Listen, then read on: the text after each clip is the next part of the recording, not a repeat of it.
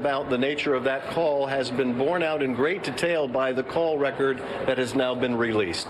So in a very substantial part, this whistleblower has already been found to be credible. The whistleblower also alleged the White House tried to lock down details of the call, leading Democrats to allege it's an attempted cover-up. Republicans say it's hearsay, that the whistleblower didn't have firsthand knowledge of the call. They want to find out who gave the whistleblower the details. The New York Times reports the whistleblower is a CIA employee detailed at some point on assignment to the White House. Sources telling Fox News they served on the staff of the National Security Council. Fox's Griff Jenkins. A British-flagged oil tanker that Iran seized months ago has finally been allowed to leave. Fox's Simon Owen is live in London. Dave, the Stena Impero was captured in July as tensions between Iran and the West spiked, but the Swedish company which owns the ship says the tanker and its crew have now been freed. Stena Bulk's CEO calling those on board valued seafarers, saying they're sailing to Dubai for medical checks. The ship was captured in waters near Iran 2 weeks after British Marines had helped seize an Iranian tanker. That ship has also since been released. Dave? America's listening to Fox News. 62 degrees in Chicago at 5:02 on AM 560. The Answer. Good morning, everyone. I'm Mike Scott. A teacher's strike in Chicago is another step closer to reality. We need staffing in areas like nursing, for social workers, and for special education services. We need enforceable caps on class size. And yes, we need pay and benefits too, but pay and benefits alone are not enough. We care deeply about the learning and working conditions in our schools. Chicago Teachers Union members voted by a huge margin to authorize a work stoppage if contract negotiations fail. Chicago Mayor Lori Lightfoot and Public Schools CEO Janice Jackson are speaking out after the CTU vote. Lightfoot and Jackson say they're committed to finalizing a deal, and a good deal is already on the table, boosting teacher pay by 16% over 5 years. Feds are busy this week in Chicagoland with ongoing criminal investigations. Federal agents raided several southwest suburb city halls yesterday, including village halls in McCook, Lyons, and Summit. They also visited the Getty Insurance Company of Lyons. Multiple reports say the federal activity may be tied in part to Tuesday's raid on the home and offices of Democrat State Senator and Rainmaker Martin Sandoval, and the wider investigation into the activities of the inner circle of Democrat Party leader and House Speaker Mike Madigan. An investigation is underway following the death of a 1-year-old suburban Crystal Lake girl. Authorities say the child and her mother were staying with relatives in Wonder Lake when she was found unresponsive. The McHenry County Coroner's Office has not ruled out cause of death. One of 5 Chicago teens whose friend was fatally shot by a homeowner as they tried to steal his car has pleaded guilty to charges related to the incident. Diamond Davis, the oldest of the teens, pleaded guilty yesterday to conspiracy to commit burglary, a felony, criminal trespass to vehicle, and is scheduled for sentencing October 18. 5:04 on AM 560, and in other news this morning, Chicago fire officials are trying to figure out what caused a home to collapse in the city's Bridgeport neighborhood. Authorities say a vacant home being renovated collapsed yesterday in the 1200 block of West 32nd Place. One person is in custody after a Chicago police officer was shot with a paintball gun on the south side. Authorities say the on-duty civilian-dressed officer was standing on the sidewalk conducting an investigation when someone passing by in a black van fired that paintball gun. Responding officers chased that van to 113th and Vernon. The new director of ICE in Chicago is criticizing the city's sanctuary city ordinance aimed at protecting illegal immigrants. Speaking yesterday, Robert Guadin blasted so-called sanctuary cities for enacting policies that prevent local law enforcement from handing over the most dangerous, unauthorized immigrants in their custody to Immigration and Customs Enforcement. Acting ICE Director Matthew Albence yesterday saying the current sanctuary city policies threaten public safety. This needs to stop. Work with us. Find a way that we can jointly prevent murders, pedophiles, rapists, drug dealers, and domestic abusers from being released back into our communities. Guadin says ICE is forced to pursue targets in public places if local police won't help them. Health officials in Illinois say more parents in the state are choosing not to vaccinate their children. Many parents are claiming a religious exemption. Bears host the division rival Vikings on Sunday. Both teams are 2-1. Bear defensive linebacker Danny Trevathan says it will be nice to be back home after winning the last two on the road. Anytime somebody come here, I'm the type of guy, I'm going to go out there and I'm going to get ready. I know the guys that we have in this locker room, we love home games. We love guys that can come here and bully. They do what they want to do on other people, but they come in here, we're going to try to control it and do our best ball and come away with a dub. Bears and Vikings get the late start on CBS on Sunday. Pirates, 9-5 winners over the Cubs. Cubs visit the Cardinals tonight to play out the string on a very disappointing regular season. Daniel Palka clubbed 2 home runs as the White Sox shut out the Indians 8-0 at guaranteed rate, all but quashing Indians' slim playoff hopes. College football tomorrow. Northwestern is at 9th-ranked Wisconsin. Number 10 Notre Dame hosts 18th-ranked Virginia. And our NIU Huskies visit Vanderbilt with a kick time of 11 a.m. on AM 560. The news, a service of Circle K. You know what today is? It's the day you stop paying full price for gas. Get the Easy Pay card at Circle K and save 30 cents a gallon on your first 100 gallons. Then save 6 cents a gallon on every fill-up after that. Sign up in-store and visit CircleK.com/EasyPay for more details. 5:07, a check of traffic and weather on the way next on AM 560. Dennis Prager says the left is not hiding its agenda. The left's threat to everything we treasure is unprecedented in American history. By the way, this is not a charge, it's a description. They admit it. They acknowledge that they have contempt for the West, contempt for the Judeo-Christian value system, contempt for the Constitution. The Dennis Prager Show, weekdays at 11, right before Sean Hannity at 2 on AM 560. The Answer. Hi, I'm Raymond Denon, Vice President of Optima Tax Relief. If you're in debt to the IRS, there's a lot you need to know. Starting with rule number 1, don't mess with the IRS. They can garnish your paycheck, levy your bank accounts, even take your home or business. That's all true. But it's also true that there's a way out. It's called the Fresh Start Initiative. It's one of the biggest breaks the IRS has ever offered. If you qualify, you could save thousands, even tens of thousands. Nobody knows this program like us, the experts at Optima Tax Relief. We have an A+ rating with the Better Business Bureau, and we've resolved over $500 million in tax debt for our clients. We'll stand between you and the IRS and fight to get you the best deal possible. Don't mess with the IRS. For tax help you need, for tax help you can trust, call Optima for a free consultation. Call 800-367-6289. 800-367-6289. 800-367-6289. Optima Tax Relief. Some restrictions apply. For complete details, please visit OptimaTaxRelief.com. If you maintain an industrial plant, you know your dust collection systems are a vital part of the operation of your plant. Without them, things can get dusty quick. And when your dust collection system malfunctions, the downtime can cost your plant money. Time to call the professionals at Vans Industrial for help. Hi, I'm Dave Van Camp, owner of Vans Industrial. At Vans, we work with many different types and sizes of dust collectors, from 1,000 CFM to 100,000 CFM.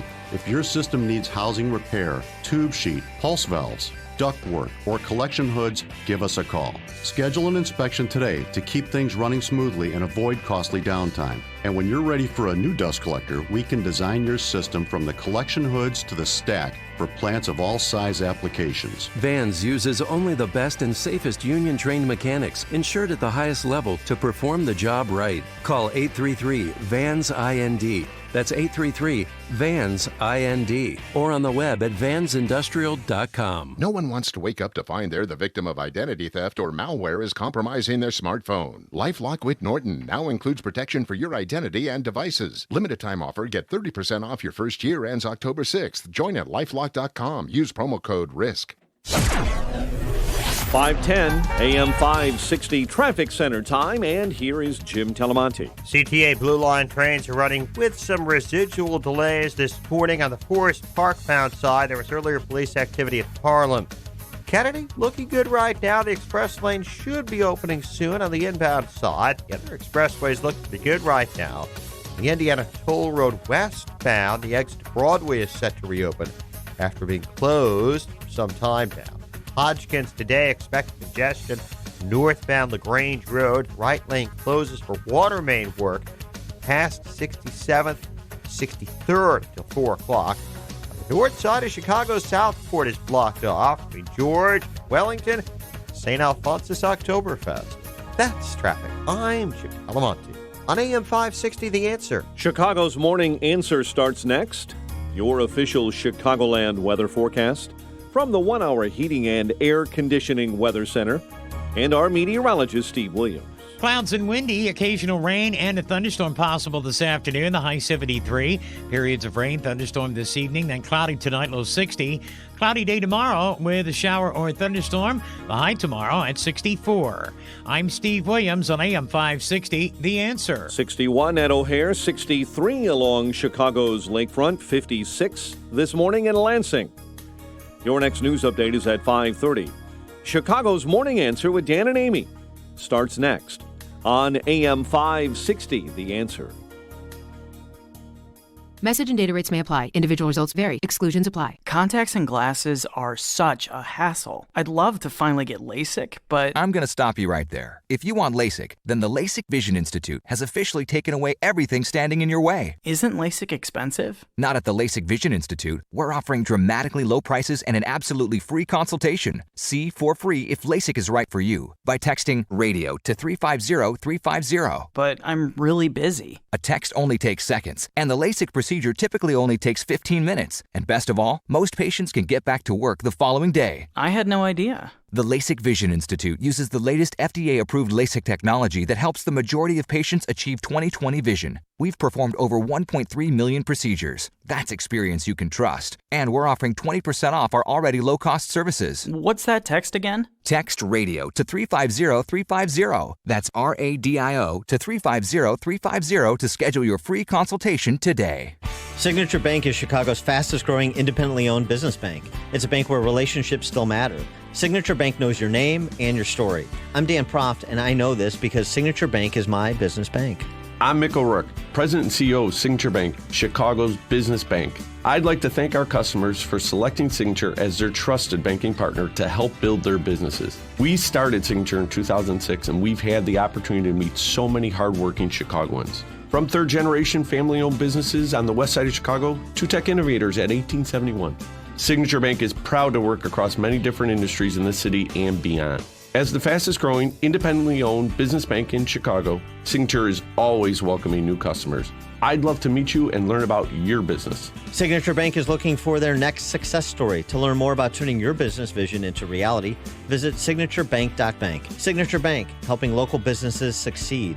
Member FDIC, Equal Housing Lender. Nothing speaks louder about an auto dealer than a happy customer.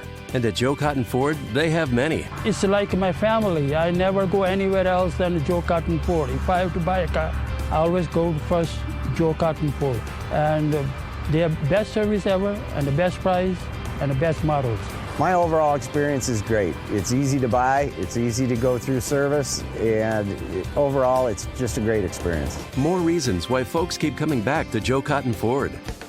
It's Truck Month at Joe Cotton Ford. Get a great deal on an F-150, the best-selling truck for 42 straight years. Joe Cotton Ford has over 40 F-150s to choose from, with up to $15,000 off XLT crew cabs. All built Ford proud, built Ford tough. All incentives applied. Stock number T9205. Celebrate Truck Month at Joe Cotton Ford, Gary and North Avenue in Carroll Stream, or at joecottonford.com. joecottonford.com. This hourly segment is brought to you by Get Down to Business with Shalom Klein, the show for business and jobs powered by Tandem HR. Heard Sunday evenings at 6. This is Chicago's Morning Answer with Dan Proft and Amy Jacobson on AM 560. The Answer.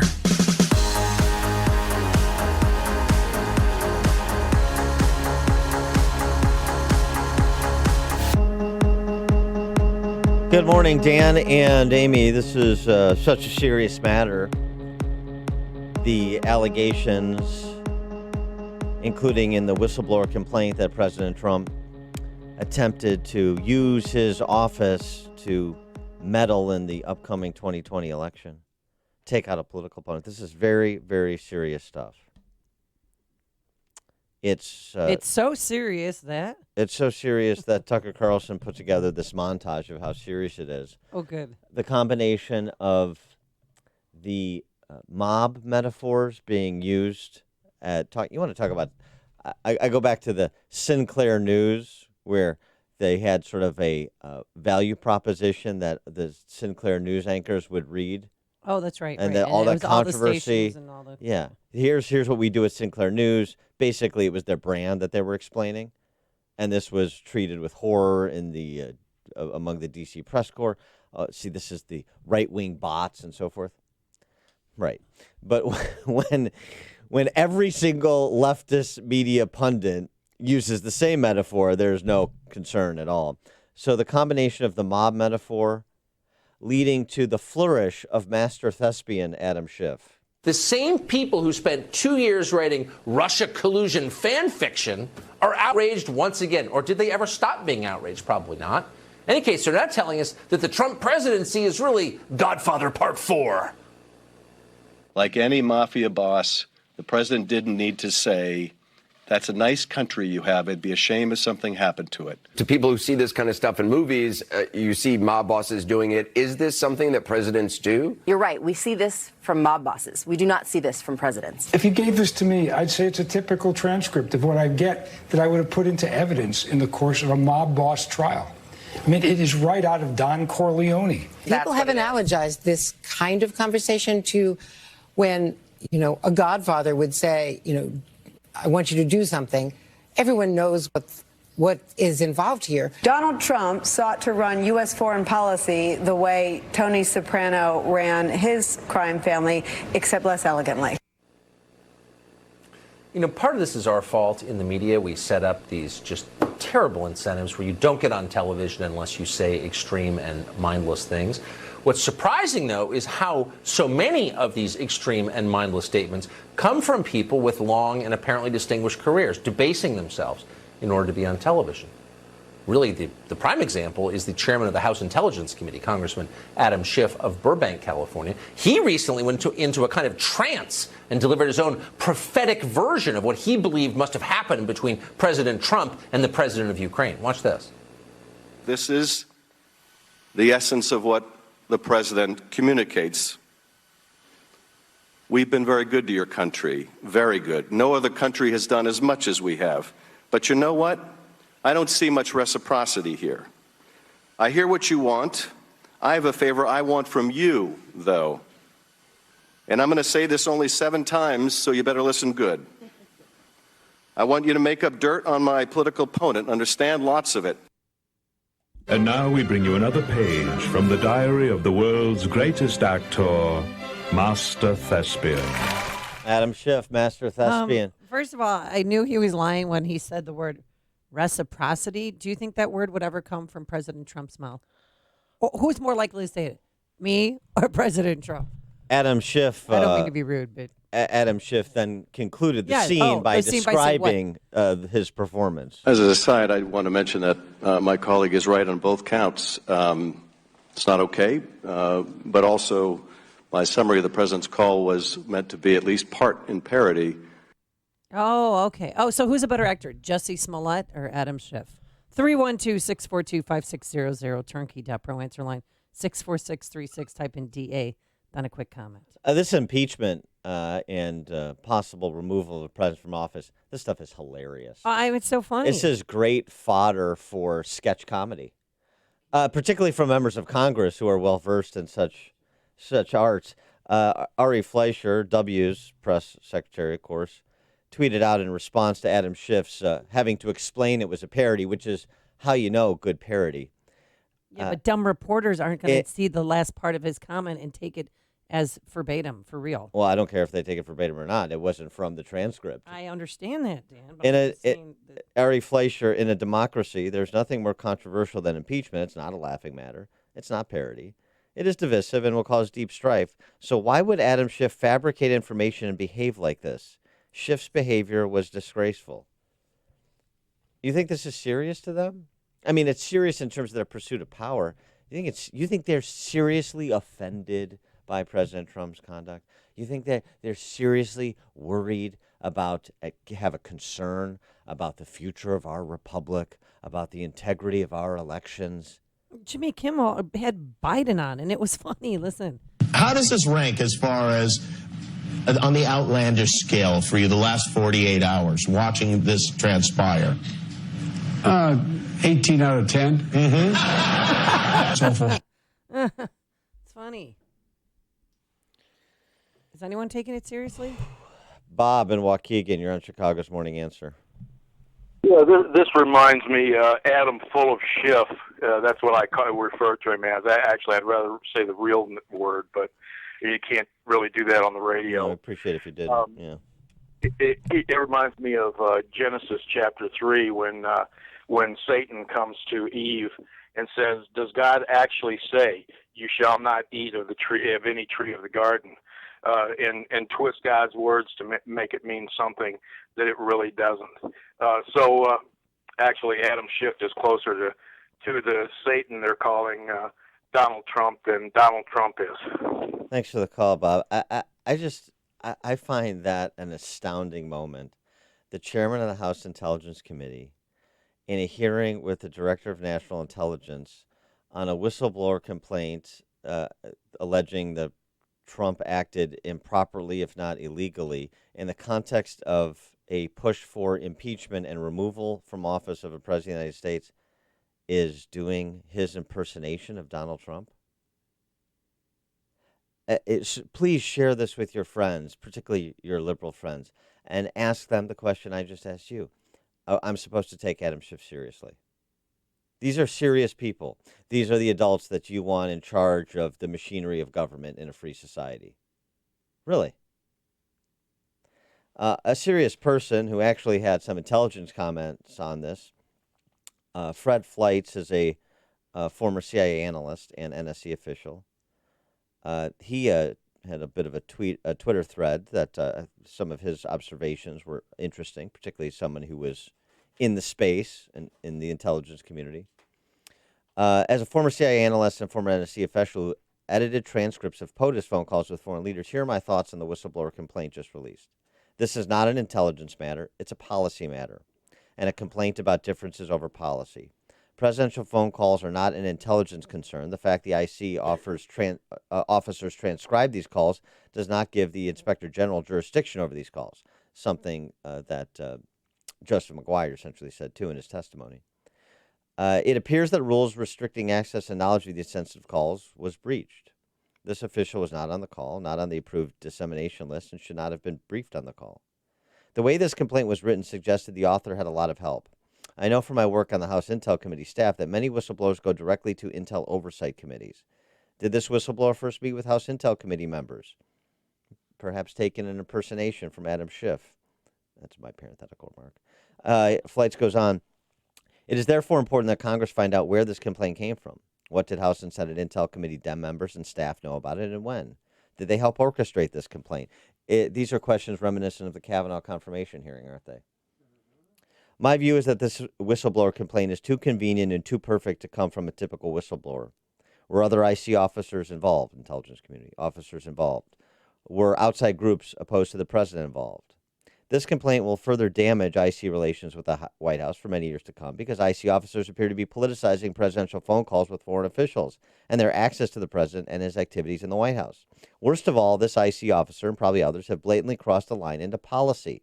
This violates a core responsibility of IC officers to inform but not make policy. This is such a grievous violation of trust between the IC and the White House that it would not surprise me if IC officers are barred from all access to POTUS phone calls with foreign officials.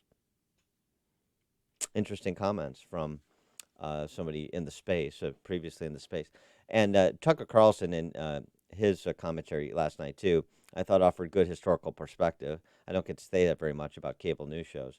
But he went back to Harry Truman, who founded the CIA, effectively, gave life to it, and a Truman op-ed in the early 60s suggesting that he had made a grievous error. The idea sounded like, well-intended. It sounds like a good idea. Have officers gather intelligence information and provide a daily briefing to the president on all things going on and develop assets and so forth for the purposes of keeping the president and his senior advisors as informed as they can be on world goings on. But he, of course, Truman, and this is now 60 years ago, was fretting in his op-ed, well, the CIA has become more than I envisioned it. And that 60 years ago, that was the case. Now, what is it today, 60 years later? He expressed the concern that you hear flights expressing here, which is that it became starting to become policy-making in nature rather than intel gathering for policymakers. Big difference. Jimmy in Mount Prospect, you're on Chicago's Morning Answer. Hey, Deanna and Amy, I love you. I listen to you every day. You're not Jimmy Garofalo, are you? I think I'm a neighbor of Amy. Hey, what street did you grow up on? Where you live? Where you I went staying? to high school. What high school do you go to? Hersey. Forced you. So he's older. Close. Well, then, anyways, let me tell you. Dan. Great that Dan, you guys I love could catch you. up. Yeah. Okay, Dan, this is a witch hunt. I mean, okay, Donald Trump is our president, and I love him. Now I love him. It's hard for me to, but this is worse than Watergate. They're comparing this to Watergate. I don't know if you remember Watergate, because I love Richard Nixon. Richard Nixon was my president. Okay. All right. So anyways, they have no proof. What about Joe Biden? Is he innocent or what? I mean, come on. Well, thanks for the call, Jimmy. There's no formal investigation right now into Biden, and they said people investigated it, and it's closed case. Greg in Schaumburg. And I love Jimmy.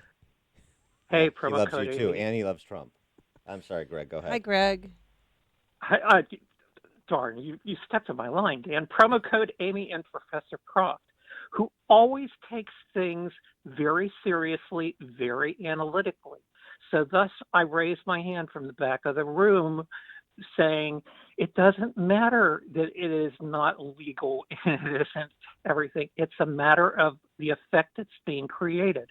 Thus, this student poses the two questions that I did when you took my call yesterday at 1 minute before the news, promising to get back to me and never did. Yeah, Number Dan. one, Dan, will he be impeached and will he be removed? And keep in mind the cracks in the Republicans that have already shown up as it relates to the first question. The second one's pretty obviously, but the first one isn't. And what will that have as an effect on the election with the Republican Party as a whole, not Illinois, as a whole, if Donald Trump gets impeached? And I'm going to throw in one more question. Oh, come on, you're on 4 questions. Yeah. No. Well, my last Good thing question we have the is news there to going to save be us here violence if shortly. he gets removed? If things what? Get violent if he gets Will he- removed. No. Yeah.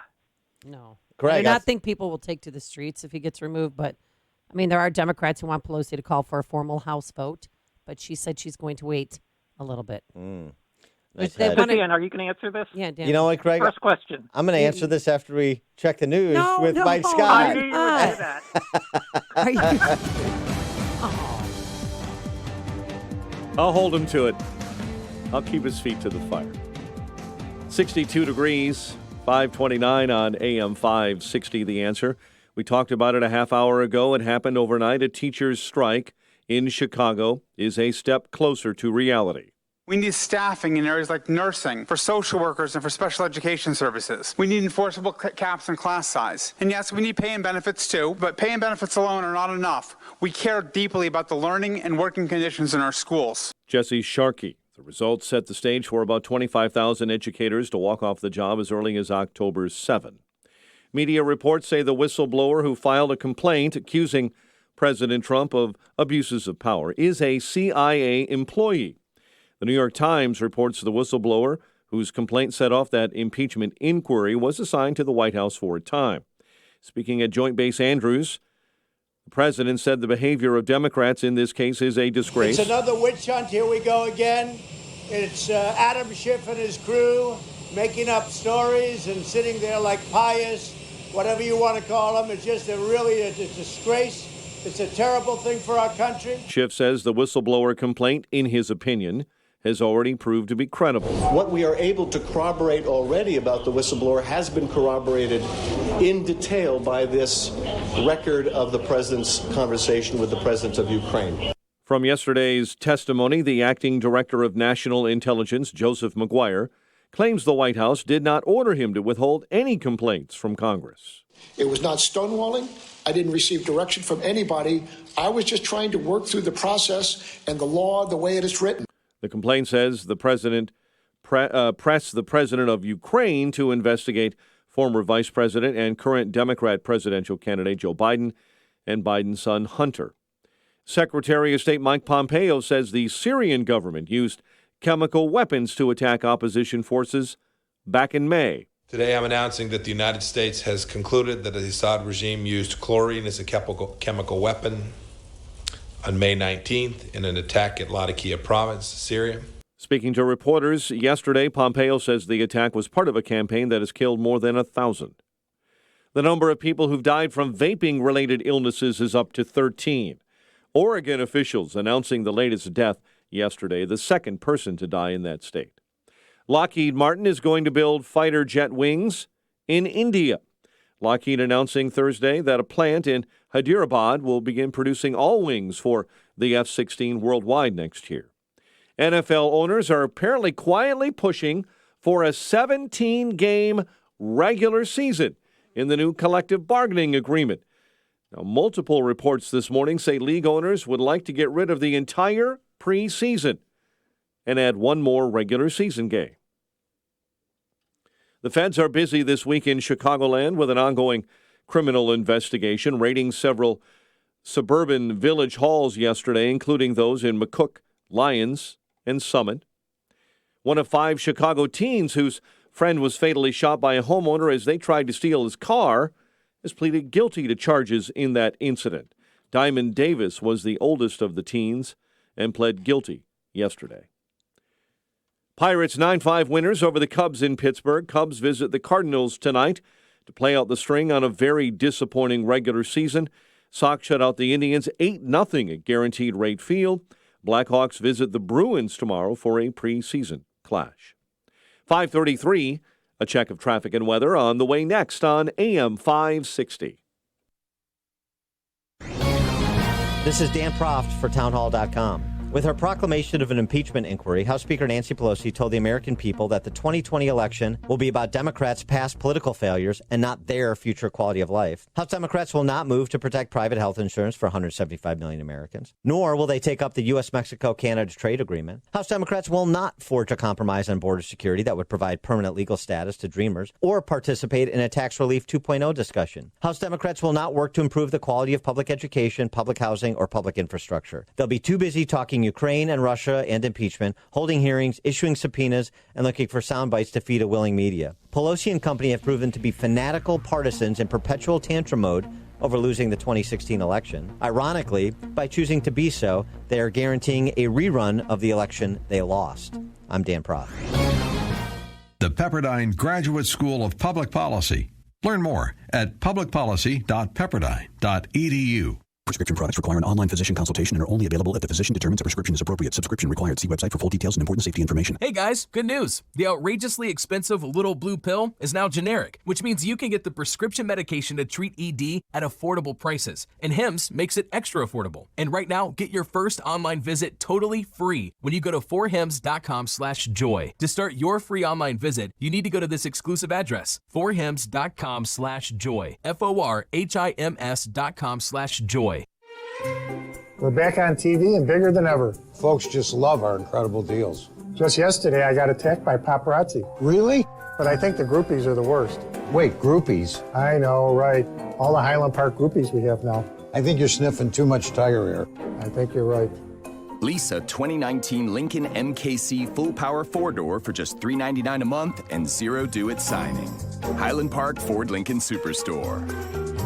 We're Al and Marty. Deal with us. My name's David Hochberg. If you'd like to pay off debt, call Team Hochberg now about a cash-out refinance. During May, Team Hochberg helped listeners access $953,000 to pay off credit cards, student loans, car loans, medical bills, collections, and IRS tax liens, which saved them close to $19,000 a month. Since January, Team Hochberg has saved listeners over $74,000 a month, which is an annualized savings of over $888,000. What are you waiting for? Call Team Hochberg now to see if we can help you pay off debt and substantially reduce your monthly payments with a cash-out refinance. Think of all the things you could do with an extra $500, $1,000, or $1,500 a month that you'd be saving. Call Team Hochberg now at 855-56-DAVID or visit 56david.com. Team Hochberg has helped thousands of AM 560 listeners, but we can't help if you don't call 855-56-DAVID or visit 56david.com. Homeside Financial, Equal Housing Lender, NMLS 1124061.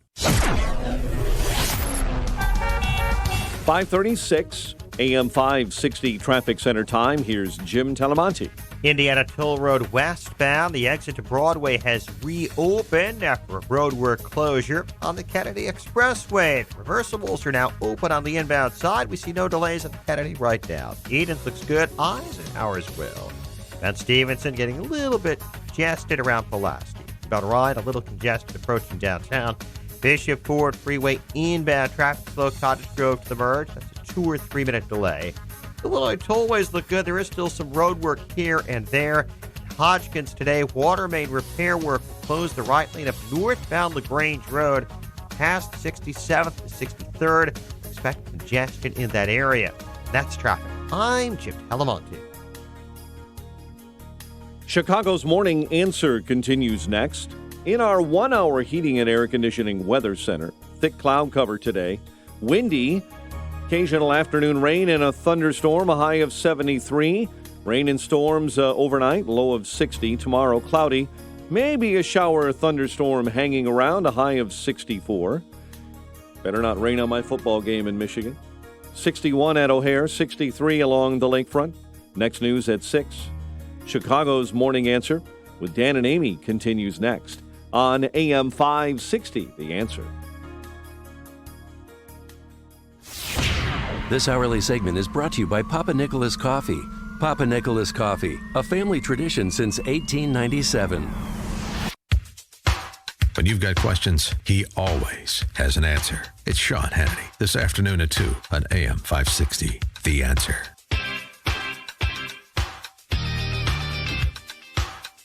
Top of the morning, Dan and Amy.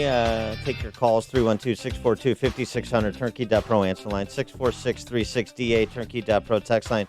Greg from Schaumburg, before the news, asked, will Trump be impeached? Will he be removed?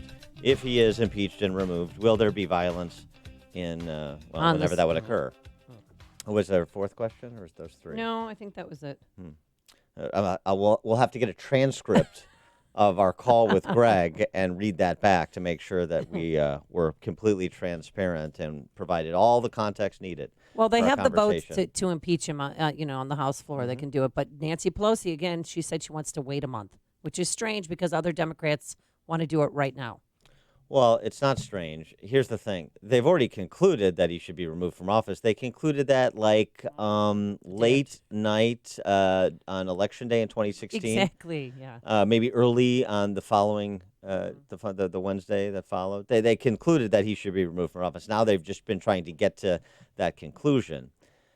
So the problem the problem Pelosi has is a political one. If you impeach based on flimsy, at best, evidence, then you undermine your legitimacy, and it looks like the partisan fanaticism that it is. So they have to try to have a moment in a hearing or gather evidence that they can use to buttress their case so they can persuade at least a simple majority of the country that what they're doing is legitimate and important and necessary rather than partisan fanaticism.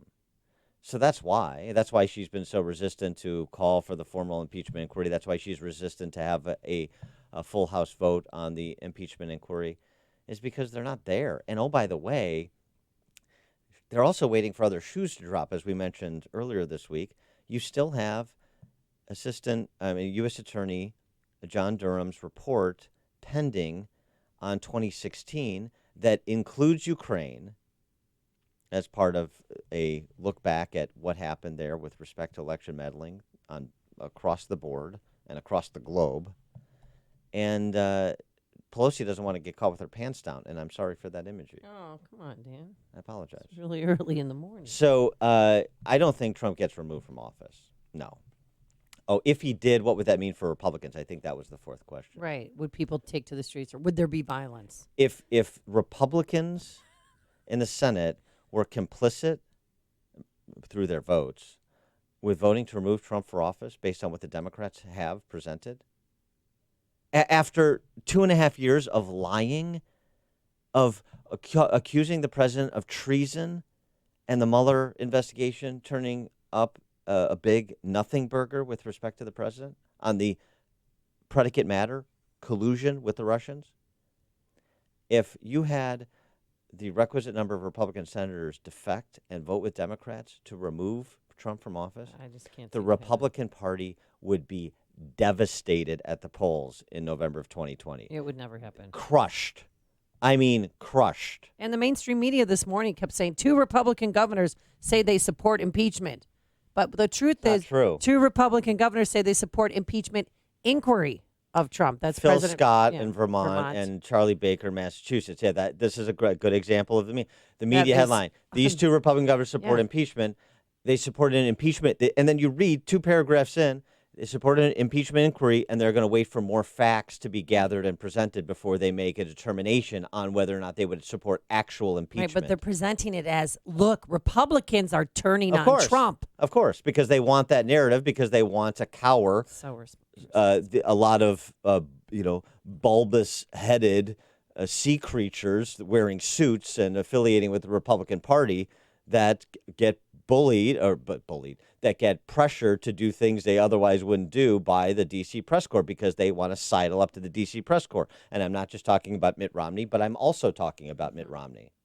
So that's exactly why they offer that stilted, factually incorrect presentation of the positions of 2 Republican governors, because they have a story to tell. Remember, as we know now, the D.C. press corps is in the storytelling business. They are not in the journalism business anymore, not with respect to President Trump. Take a couple calls. Corey in Woodlawn, you're on Chicago's Morning Answer. Morning, Dan. Morning, Amy. Morning. I think Maxine Waters told her hand a while ago. She said once they remove Trump, they'll go after Mike Pence. I don't think this is about them doing anything wrong. It's just the Democrats don't like that they lost, and they're trying to remove these guys by any means necessary. I think Chicago has taken their corruption to D.C.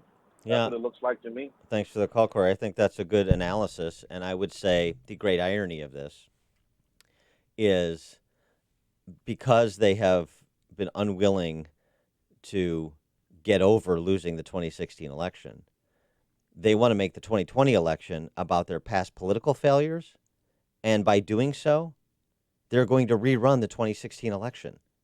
And I think they're going to get the same outcome they got in 2016. And for this very reason. Mike in Bolingbrook, you're on Chicago's Morning Answer. Hey, Dan. Hey, listen, I have nothing but respect for you guys. You got a great show. I've been listening for years. I have a problem with the media. I mean, everybody does, but is there a law? Is there any kind of laws on the books that would restrict them from printing or publicizing fake news? Doesn't it have to be fact-checked before it's published?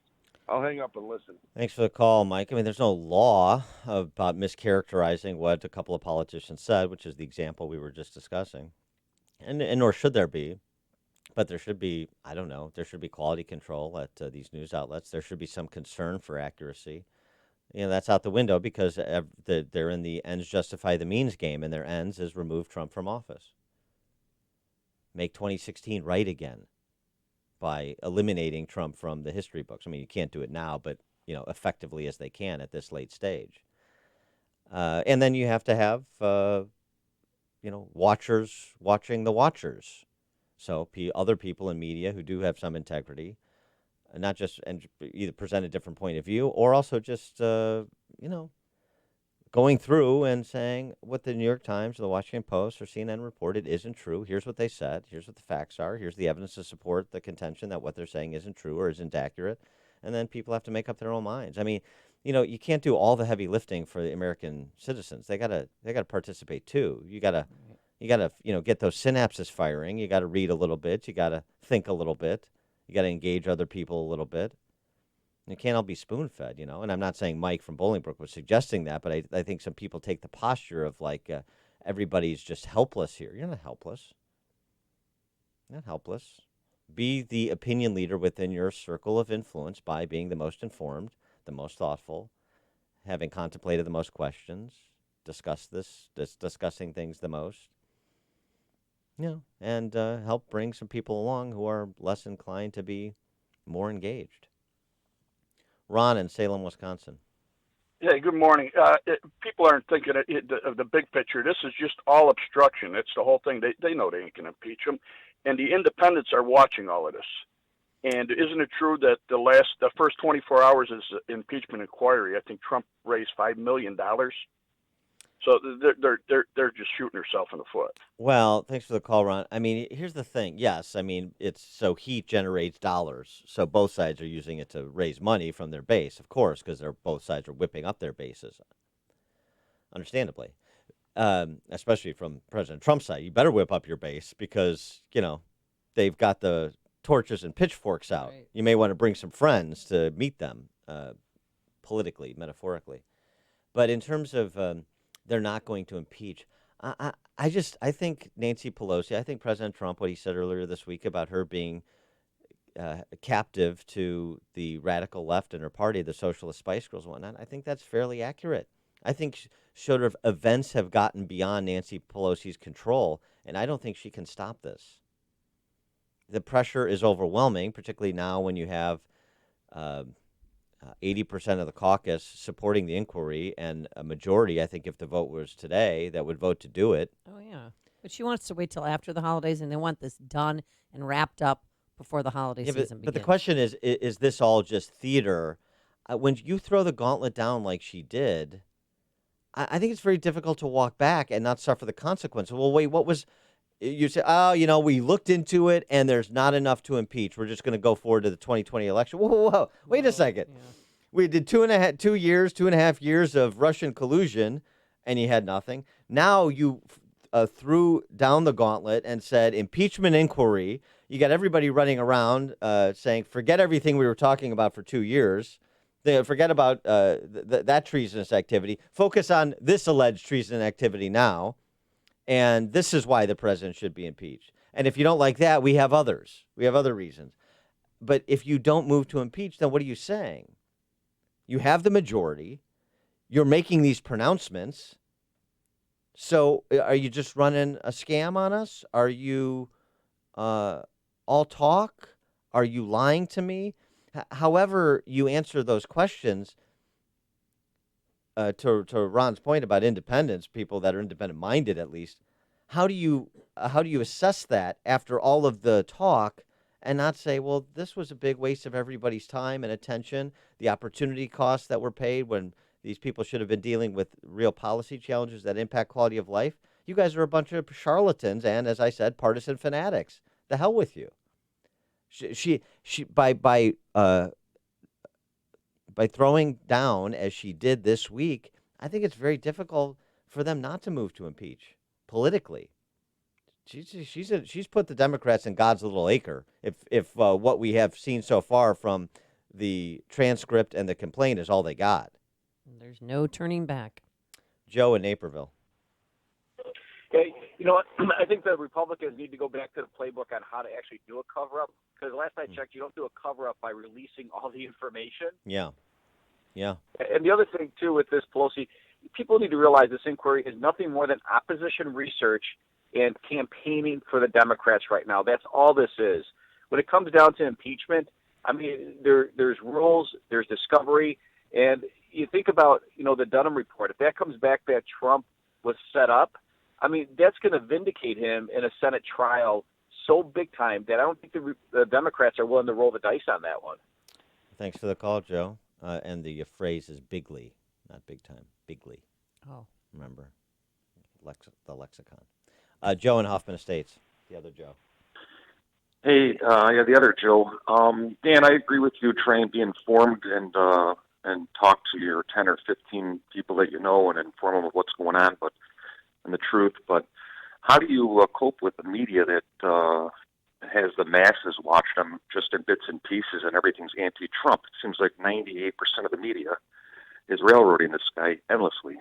Yeah, you're right. Thanks for the call, Joe. I mean, you can do things like, I don't know, start a bunch of community newspapers like I've done with some people. But I just say, like, don't make it so big. Don't try to save the world. Nobody can do it by themselves. Just in your circle of influence. Just limit it to your circle of influence.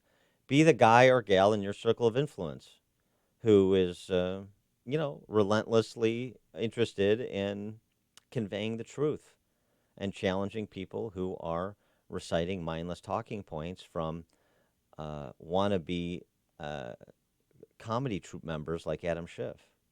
Just in your friends, family, coworkers. I mean, you don't have to. I'm not saying you have to walk 100 precincts, although you could do that too. Just in your circle, and the people in your everyday life. Be that everybody's talking about this stuff, right? Even if you don't pay that much attention to politics. Just be that person with people in your everyday life. That's not too much to ask. Tony in Plainfield. Thanks for taking my call. And to that end, I would suggest recommending to those circle of influence members that the major media is in the storytelling business. Like you said, they're actually an entertainment vehicle. So if you want to learn about sports or you want to get some information on Bigfoot, you go to the major newspapers, and that's where you get your information. Because fighting it as they're liars, a lot of people recoil from that kind of argument. But if you highlight their entertainers, that works, and people don't take entertainment so seriously. Thanks for the call, Tony. David in McCook. David, have you been subpoenaed in connection with Jeffrey Tobolsky yet? Not yet, but it's coming. Okay. I wanted to make a comparison. The Dems and the teachers union use the same playbook. The Dems want to impeach every other week, but it's for the people. And the teachers union want pay raises, better vacations, this, that, and the other. But we care about the children. Give me a break. Yeah, thanks for the call, David. It's really inspiring to see so many selfless people in public office, locally and at the federal level, isn't it? Mike in Union. Good morning, everybody. Hey, I just have an opinion about this whole charade that's going on. I think what's about to come out involving the investigations from Barr and everybody, that this is nothing more than them trying to undermine what's about to come out by them invoking Barr in this whistleblower's transcript. Just another attempt of the deep state trying to distort what's about to happen, and I hope they get their butts handed to them. And that's all I got to say. You guys have a great day, okay? Thanks for the call, Mike. Appreciate it. Yeah, we're gonna circle back to the actual whistleblower complaint at the top of the 6, so stay tuned for that. Craig in Mount Greenwood. Hey, Dan and Amy. First of all, let me start off by just telling you how absolutely disgusted I am with this destructive and divisive Democrat duo. You got the full of Schiff and the no Nadler, and then they just basically constantly twist everything up, come up with all these lies. They do it so fluently and everything. You can't get it. It's unbelievable. And all of the media fuels them up and powers them. I think Soros money, and Soros is he's wrapped up in the deep state. He's got deep state operatives in the government, and he's probably got tons of power involved there with all the media. The 98% of the media, it's all corrupt, and basically and all these Democrats are all afraid of the media, so they're all in cahoots. All right, thanks for the call, Craig. Appreciate it. Chuck in Delavan. Man, I'll tell you what, if I could get in a cab of that guy Semi, I think between me and him, we could overthrow the whole government. Hey, thanks for that analogy about the CIA being made. You know, Napoleon Bonaparte and Roosevelt made the FBI, and look where we're at now. 75 million people voted for Trump this last time around, and you're going to see about 80. And most of the people in the United States, when they see this going on, all they care about Ukraine is that the Ukraine girls really knocked me out. They leave the West behind. Okay, David Lee Roth. Thanks for the call. Hear about the big stories of the day, then talk about them right here on Chicago's Morning Answer on AM 560. The Answer. It's happening. Wherever cupcakes are being frosted, songs are being recorded, and engines are being tuned, ADP is designing a better way to work. With industry-leading HR, talent, time, benefits, and payroll, more companies rely on ADP than any other HR partner. From small business to global enterprise. See how ADP can help you and your people achieve what you're working for at design.adp.com. ADP, always designing for people. Liberty Mutual Insurance presents and Doug. Limu, there's a woman threatening to sign up for generic car insurance. Grab your birdseed and let's go. I'm going to sign these papers right here, right now. Ma'am, drop the pen. Liberty Mutual customizes your car insurance, so you only pay for what you need. Thanks, Limu, Emu, and Doug. Don't thank us, thank Liberty Mutual. But also thank us. Liberty, liberty, liberty, liberty. Only pay for what you need at libertymutual.com. Underwritten by Liberty Mutual Insurance Company and affiliates. Equal housing insurer. State laws apply. I've been telling listeners for years about the benefits of Northridge Prep. Now I'm thrilled to talk about their sister school, Willows Academy.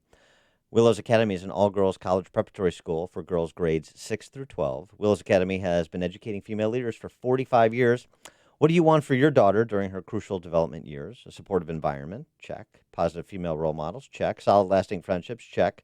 Willows Academy provides all that, plus a challenging academic curriculum that's structured to help her succeed. Willows is a place where young women can safely spread their wings and learn to soar. At an open house on Sunday, November 3rd, find out why Willows is one of the top all-girl high schools in Illinois. I'd say just one of the top high schools. Discover the Willows award-winning arts and athletics. Learn about their top-notch academics, which resulted in last year's graduating class being offered $6 million in college scholarships. To register for the Willows Academy November 3rd open house, visit their website, willowsacademy.org. That's willowsacademy.org. The kids grew up so fast. Hard to believe it's been over 20 years since you were playing catch in the backyard or showing your youngest around the kitchen. Lots of memories in this house. But maybe it's time to make new memories in a house that's more suited to your current lifestyle. McNaughton Development brings all the quality, style, and upscale details you love in your current home in a custom home that better suits your present needs. You don't have to scale down and sacrifice everything you love in the home where your kids grew up. With McNaughton, you get the highest quality custom residential construction with exclusive amenities. Right now, McNaughton is building Lakeside Point of Burr Ridge. It's a community with 44 home sites in the heart of the Burr Ridge Village Center, featuring 7 refined ranch and first-floor master 2-story floor plans. You can walk to the finest restaurants and shops in Burr Ridge and enjoy maintenance-free living in a park setting with natural lake. Now through September 30th, save $25,000 off options and $25,000 off lower level. Learn more. Visit McNaughtonDevelopment.com. For more than 50 years, Mueller CPA, a certified public accounting and business advisory firm, has been serving clients in Chicagoland. Dave Nissen, Mueller's managing partner, is here to explain Mueller CPA's history, journey, and opportunity. Thanks, Dan. Our firm was started by Al Mueller as a one-person CPA firm in 1968. Through growth and partnerships, Mueller CPA has blossomed from a regional firm to an organization that provides services worldwide. Mueller is a reflection of our years of listening and caring for our clients, and we would not be here today if it wasn't for our professionals and support personnel. We value the human side of our business and recognize it as being the most important element of our success. We are growing, we are hiring, and we welcome your interest in our firm. If you are looking for your first opportunity or your forever career, join an award-winning team that cares about you. Visit the career page at MuellerCPA.com or call Dave directly at 630-524-5274. AM 560, The Answer. Coming up on Chicago's Morning Answer. We'll revisit the courtship of Hunter's father at 6:06. And later, political correctness spirals out of control. You got to hear this story. But first, let's get into the newsroom. Here's Mike Scott. Chicago Teachers Union members vote to authorize a strike. WIND Chicago News Time is 6 o'clock. Witness intimidation. I'm Dave Anthony, Fox News. That's what Congressman Adam Schiff's reaction is to the President Trump's statement at a private event about the whistleblower, calling it a reprehensible invitation to violence against witnesses. Schiff, the Democrat who chaired yesterday's hearing into the Trump-Ukraine call with the National Intelligence Acting Director. So what did the president say? Fox's Rachel Sutherland live in Washington. Dave, President Trump wondered aloud about who tipped off the whistleblower during the meeting with staff from the U.S. mission to the United Nations. It was the person who gave the whistleblower the information, because that's close to a spy. And he said, we used to do in the old days when we were smart, right? The spies and treason, we used to handle it a little differently than we do now. The LA Times obtained the audio recording. White House Press Secretary Hogan Gidley reacted on Fox and Friends. He was talking about the people who actually gave the information to the whistleblower, and this is not unprecedented. President Trump calling the impeachment probe a hoax. Dave. Rachel, the whistleblower spoke out against the Trump-Ukraine call, claiming it's asking a foreign leader to interfere in our upcoming election, and alleges the White House tried to keep the call under wraps, prompting House Speaker Nancy Pelosi to say, "This is a cover-up." Now, the AP and the New York Times report that the whistleblower works at the CIA and was assigned to the White House, but the account is not firsthand. It's information the whistleblower was told. So Republican Congressman Andy Biggs told Fox, "We don't know who the whistleblower is, and that's fine, but it's all hearsay. So who would we go to verify any of this stuff?" This as the House has already gotten underway with a formal impeachment inquiry. In Chicago, teachers could walk out of the classroom sometime next month. They have voted to let union leaders organize a strike over stalled contract talks. Any walkout would affect about 400,000 kids. America's listening to Fox News. 62 degrees at 6:02 on AM 560. The Answer, and good morning. I'm Mike Scott. A teacher's strike in Chicago is one step closer to reality. We need staffing in areas like nursing, for social workers, and for special education services. We need enforceable caps and class size. And yes, we need pay and benefits too, but pay and benefits alone are not enough. We care deeply about the learning and working conditions in our schools. The CTU's Jesse Sharkey. The result of yesterday's vote sets the stage for about 25,000 educators to walk off the job as early as October 7. The feds are busy this week in Chicagoland, sweeping through village halls, including McCook, Lyons, and Summit. They also visited the large Getty Insurance Company in Lyons. Federal activity may be tied in part to Tuesday's raid on the offices of Democrat State Senator Marty Sandoval and other wider investigations. One of 5 Chicago teenagers whose friend was fatally shot by a homeowner as they tried to steal his car has pleaded guilty to charges related to the incident. Diamond Davis was the oldest of the teens and pleaded guilty yesterday to conspiracy to commit burglary. That is a major felony. She's scheduled to be sentenced October 18. Health officials in Illinois say more parents in the state are opting not to vaccinate their children. Many parents are claiming a religious exemption.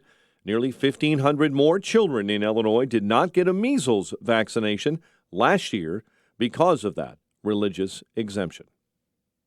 Pirates 9-5 winners over the Cubs. Cubs visit the Cardinals tonight to play out the string on a very disappointing regular season. White Sox shut out the Indians 8-0 at Guaranteed Rate Field. 6:03, and the news is a service of Geico Insurance. Hey, Chicago, Geico now has even more ways to save your money. Kevin, your local Geico agent, is ready to deliver the personal service you need. Stop by his local office on Cicero Avenue or call 773-582-8888 for Kevin, your local Geico agent. 6:04 and a check of traffic and weather on the way next on AM 560. Mike Gallagher sees a relentless attack on Justice Kavanaugh. The anti-Kavanaugh campaign could be just beginning.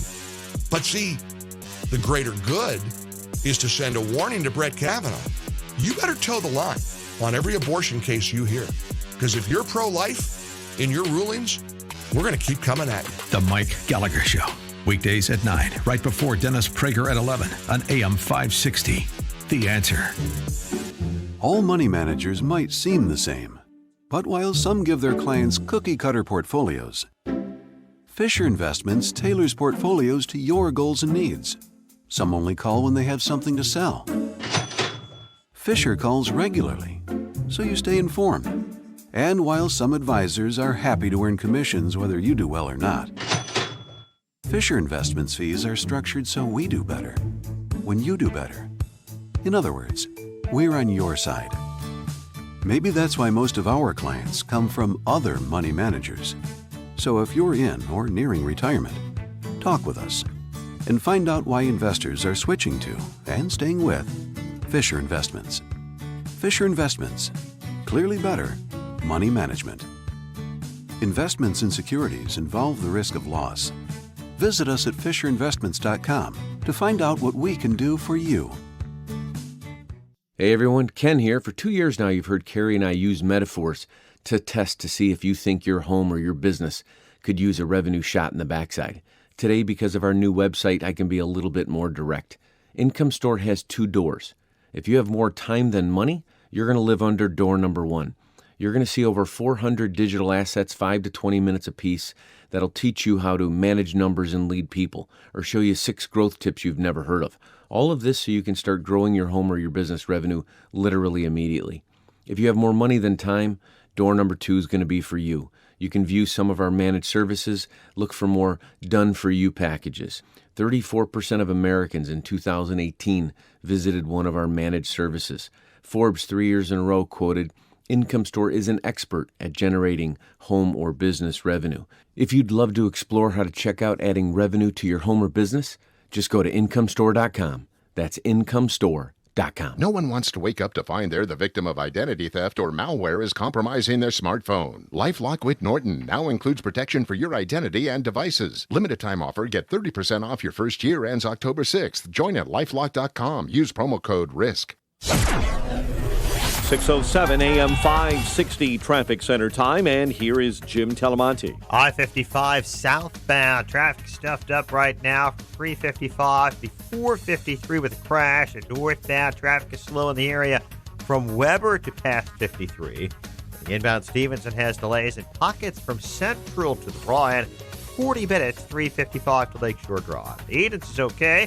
Kennedy 21 minutes O'Hare to downtown. Outbound 21 as well. It's getting heavier. Mount Eisenhower, 35 minutes, 390 to downtown. Outbound 30. The Rhine, we're looking at 25 minutes, 95 to downtown.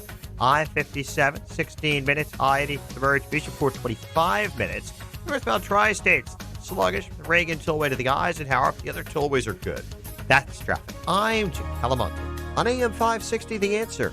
Chicago's Morning Answer continues next. Your official Chicagoland weather forecast from the 1 Hour Heating and Air Conditioning Weather Center and our meteorologist, Steve Williams. Clouds and windy. Occasional rain and a thunderstorm can't be ruled out this afternoon. High 73. Periods of rain, thunderstorm this evening. Cloudy tonight, low 60.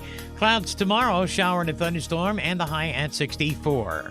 I'm Steve Williams on AM 560, The Answer. 62 at O'Hare. Next news, 6:30, and Chicago's Morning Answer with Dan and Amy continues next on AM 560, The Answer. This hourly segment is brought to you by the IRS Radio Hour with Stephen Leahy. Every Sunday afternoon at 5 on AM 560, The Answer. This is Chicago's Morning Answer with Dan Proft and Amy Jacobson on AM 560, The Answer.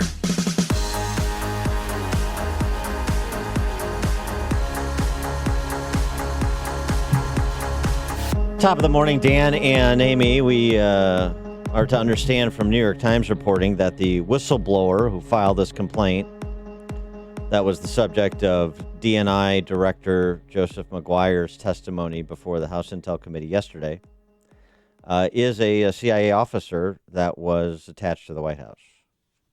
That's the New York Times reported. And again, though, he didn't hear the phone call firsthand. This is information he received secondhand.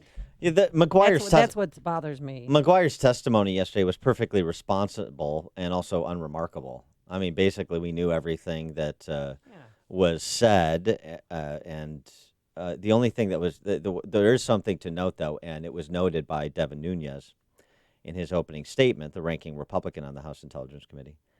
It is interesting to note that the Senate Intel Committee is going to take testimony from Joseph McGuire behind closed doors. They're just going to do their work quietly.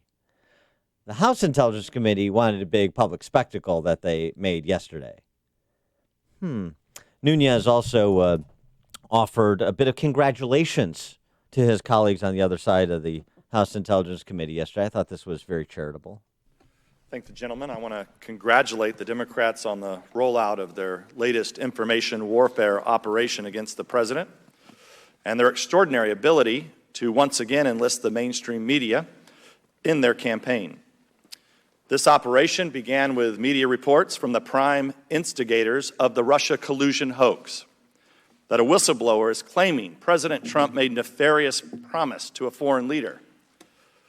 The released transcript of that call has already debunked that central assertion. But that didn't matter. The Democrats simply moved the goalposts and began claiming that there doesn't need to be a quid pro quo for this conversation to serve as the basis for impeaching the president.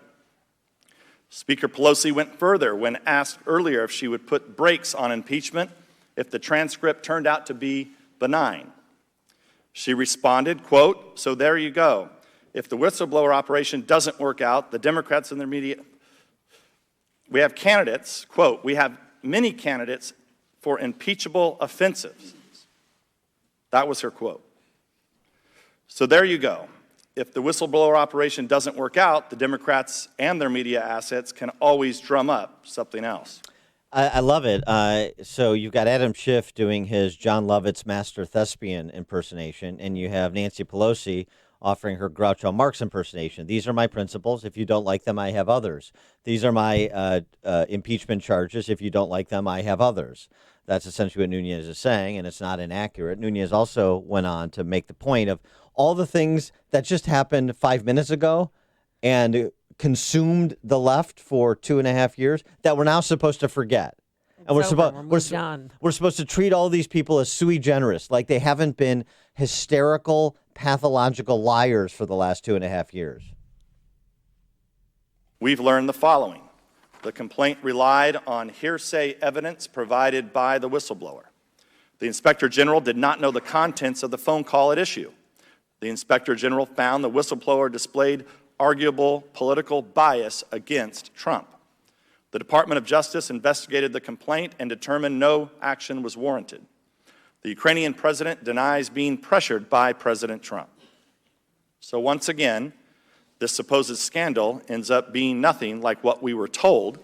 And once again, the Democrats, their media mouthpieces, and a cabal of leakers are ginning up a fake story with no regard to the monumental damage they're causing to our public institutions and to trust in government, and without acknowledging all the false stories they propagated in the past, including countless allegations that Trump campaign colluded with Russia to hack the 2016 election. We're supposed to forget about all those stories, but believe this one. And so picking up where Devin Nunes left off, Sean Davis in The Federalist does a good job of comparing and contrasting what's contained in the whistleblower op-ed / complaint and what was actually contained in Trump's transcript, the transcript of his phone call with Ukrainian President Zelensky. He points out some things that are just false on their face if you believe the transcript that was released.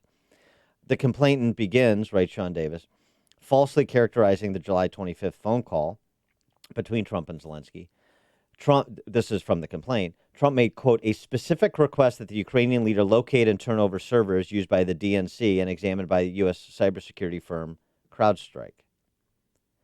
But that's not what is included in the transcript at all. There's one mention of CrowdStrike during the call by Trump. He never made a request about locating and turning over servers to the U.S. Right? Right. Falsely alleges that Trump told Zelensky that he should keep the current prosecutor general at the time, Yuri Lutsenko, in his current position. Quoting from the complaint. The president praised Ukrainian prosecutor general Yuri Lutsenko and suggested that Zelensky might want to keep him in his position. And this is based on gossip from unnamed White House officials in the complaint. But Trump made no such such suggestion, according to the transcript. What he did, he said it was unfair, that a prosecutor was very good, was shut down. It's not clear Trump was even referring to Lutsenko, a previous prosecutor that Biden had fired. Victor Shokin was fired after he opened investigations into Burisma, the company from which Hunter Biden derived millions of dollars.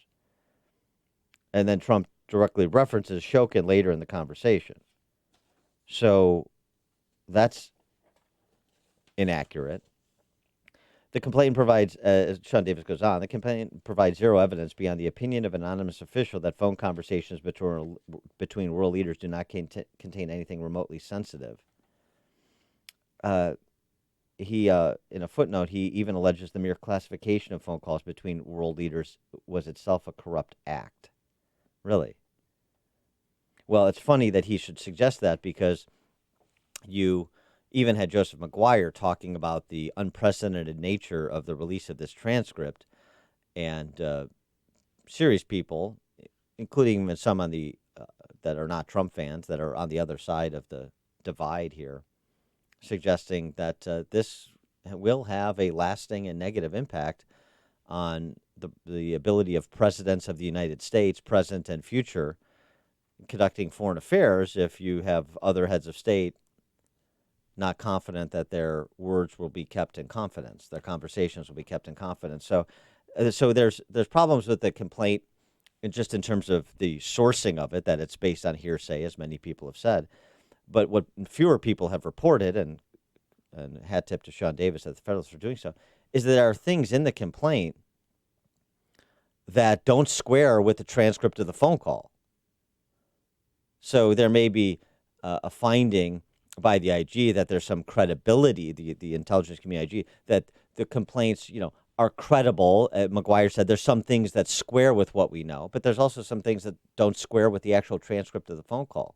And also, too, Democrats seem to be zeroing in on where the phone call was placed. The information of the phone call was placed in a separate electronic file. But is that illegal? I mean, here we go again. And then when that wasn't enough, well, okay, I'll let you finish. But when that wasn't enough, then they said, "Ooh, President Trump, we're getting breaking news. President Trump just called out the whistleblower." Yeah, he was in front of a group of people. It got spun out of control. On the server thing. Yes. Again, well, they didn't say don't you electronic file. Yeah, but don't you, to a separate computer.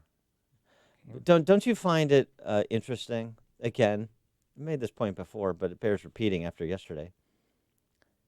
Whatever they allege Trump may have done, they, their associated allies, candidates, party leaders, have actually done in spectacular fashion.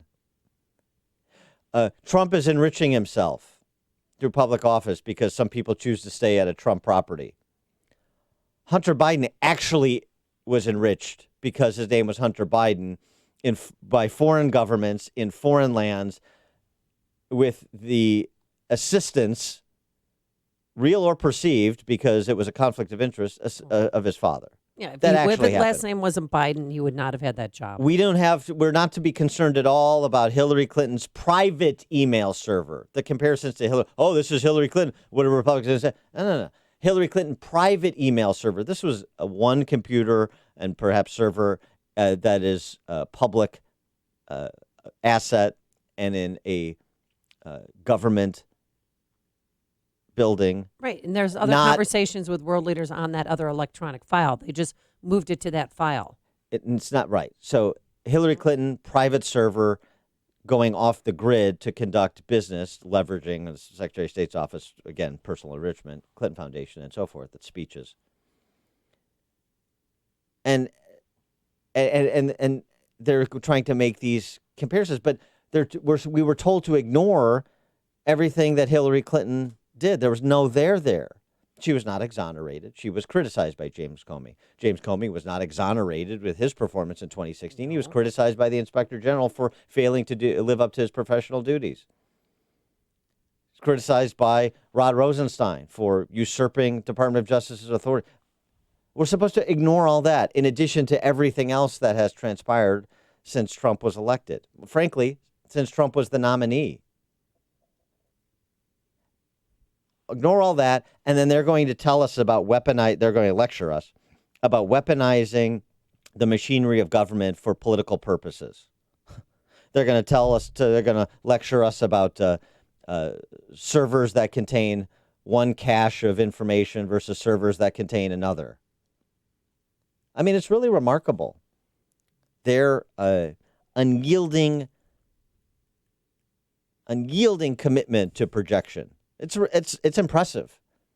John Solomon, thehill.com, who's done a lot of reporting on this, provides another example. Now we're talking about Trump is attempting to collude to meddle in the 2020 election with Ukraine. And yet, isn't that what the previous administration did starting back in January of 2016? They actually did. John Solomon explaining. There is an irrefutable body of evidence that long before Donald Trump had that conversation, and let's give the worst case scenario to it. President Trump was trying to get a leg up in the 2020 election. Let's assume that's it. That is preceded by 2 years of Democrats knowingly and willfully soliciting Ukraine to try to get involved in our election. Again, facts in record, been reported on the record with documents. I reported that in January of 2016, at the beginning of the 2016 election, the Obama White House, the National Security Council, the Obama Justice Department invited Ukraine prosecutors to Washington. First time they'd ever done it. They brought them to Washington, gave them a tour, talked them up real well, and they said one thing when they were leaving: we'd really like you to help us build a case against Paul Manafort, who was about to become President Trump's campaign chairman. That gets lost in this. If President Trump's call is politicized, the Obama White House's overture is clearly an effort to engage a foreign power in our election. But let's go further. In March and April of 2016, on the record from the Ukraine embassy here in Washington, so the official ambassador, Ukraine's official ambassador to the United States, gave me this statement. In March and April of 2016, the Democratic National Committee, in the form of a woman named Ms. Chalupa, came to the embassy and asked for the embassy to get Ukraine involved in the 2016 election.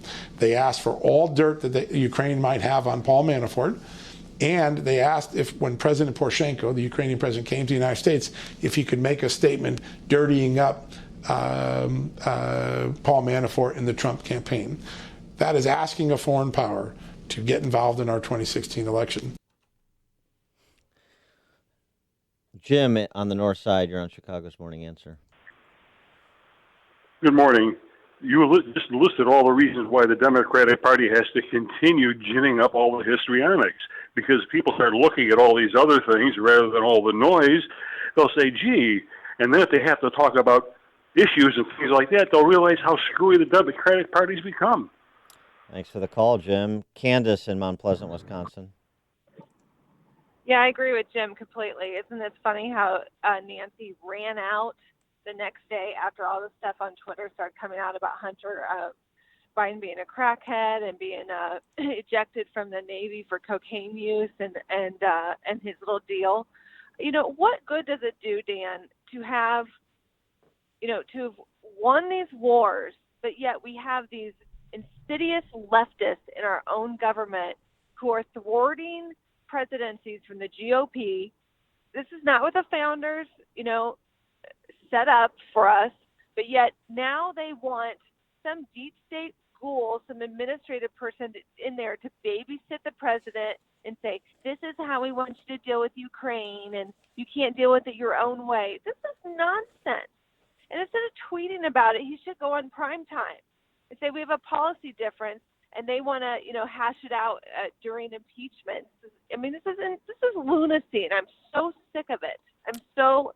I'm ready for my yellow vest. All right, there you go. Oh, there. Thanks for the call, Candace. So it begins. Robert in Oak Brook. Hey, morning, mates. If you go to YouTube and look up the Golden Gun, 007, yes. Roger Moore tears up. Now, Roger Moore is the Democratic Party. He tears up everything. And then finally, J.W., the sheriff, goes up, and he goes, boy, you're like one big wrecking ball. And then that's when the Congress walks up and goes, J.W., he's one of them there secret agents. And if you remember, J.W. goes, on whose side? And that's what this is. That's an that's an Adam Schiff quality reenactment, Robert. It's very good. Whose side are they on? Are they on the United States to keep us who we are, or are they? I mean, whose side are they on? All right, Robert. Thanks for the call and the Man with the Golden Gun reference. And by the way, Christopher Lee as Francisco Scaramanga in The Man with the Golden Gun. Yeah. As the antagonist. Great. Ken and Lombard. Yeah, I wanted to make a comment, but I want to preface it first by saying this whole latest fiasco, it proves once again that Trump actually brings out the worst in people, whether they be supporters or whether they be his enemies or whatever. It causes them to do things internally that you wouldn't even dream of. He just has that effect on people.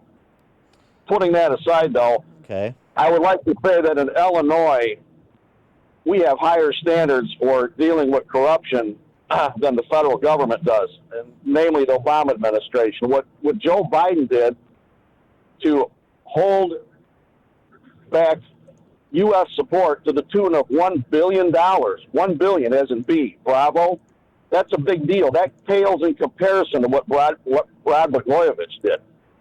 And yet, Blagojevich sits in jail, and on the other side, we have Joe Biden gets to run for president. Oh, and by the way, he's insulated now. You can't criticize him because it might affect his campaign. That's right. I don't understand the sense of proportion that these people have of what goes on.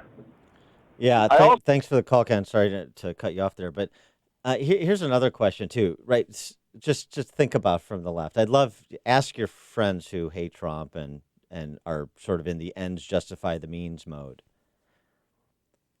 The principle at stake here is meddling in the 2020 election, right?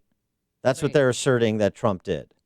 Whether you're offered a quid pro quo or not, it doesn't matter. Okay. Whatever he did is meddling in the 2020 election, and that's wrong.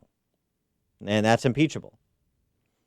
What if he had meddled in the 2020 election this way? You know, I'm starting from their premise. Hey, President Zelensky? Yes. So you do a great Zelensky. Can't I help you?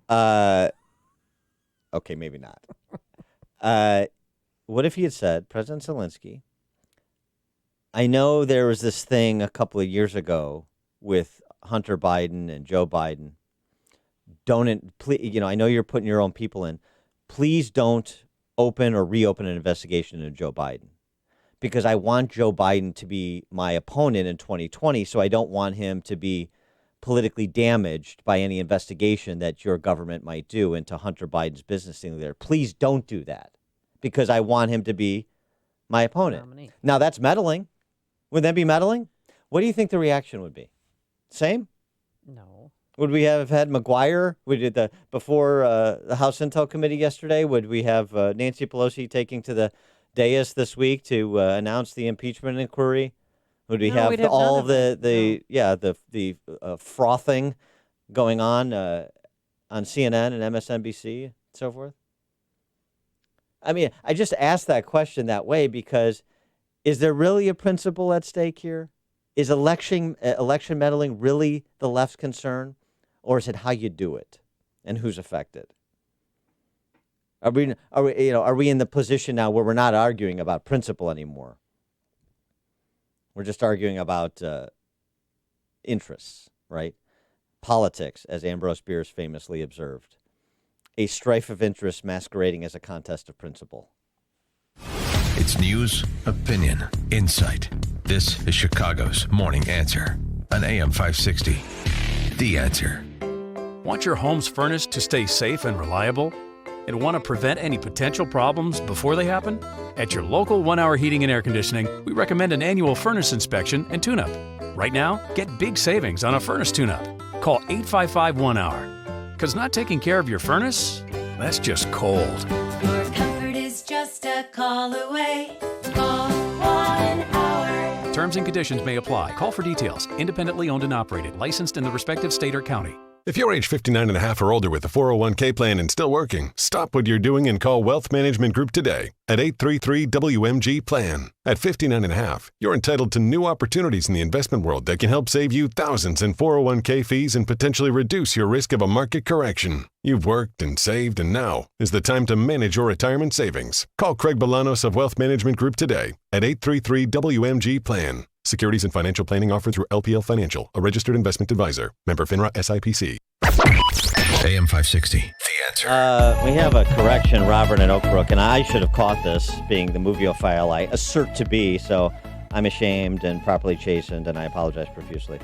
Well, those were a lot of big words, yes. Man with the Golden Gun, with the scenes he was referencing with Roger Moore, it was Live and Let Die. I believe, not Man with the Golden Gun, and I didn't pick up on that, and I apologize to the audience, and I will tender my resignation if that's demanded. Coming up on Chicago's Morning Answer, happy birthday to me, says one suburban mayor and Cook County commissioner. And CTU puts up a big number, 94% vote to authorize a strike. That's well more than required. Will they? At 6:36. But now let's head into the newsroom. Here's Mike Scott. 63 degrees at 6:31, and the CTU did vote by that margin of 94% to authorize a work stoppage if contract negotiations fail. The result sets the stage for about 25,000 educators to walk off the job as early as October 7. President Trump wants to know who leaked information to a whistleblower about his call with Ukraine's president. And it shouldn't be allowed. There should be a way of stopping it, maybe legally through the courts, but they're going to tie up our country. We can't talk about gun regulation. We can't talk about anything. President compared the leaker to a spy. House Intelligence Committee Chairman Adam Schiff says the whistleblower has given a roadmap for the impeachment investigation. California Democrat says, in his opinion, the whistleblower complaint is already proven to be credible. What we are able to corroborate already about the whistleblower has been corroborated in detail by this record of the president's conversation with the president of Ukraine.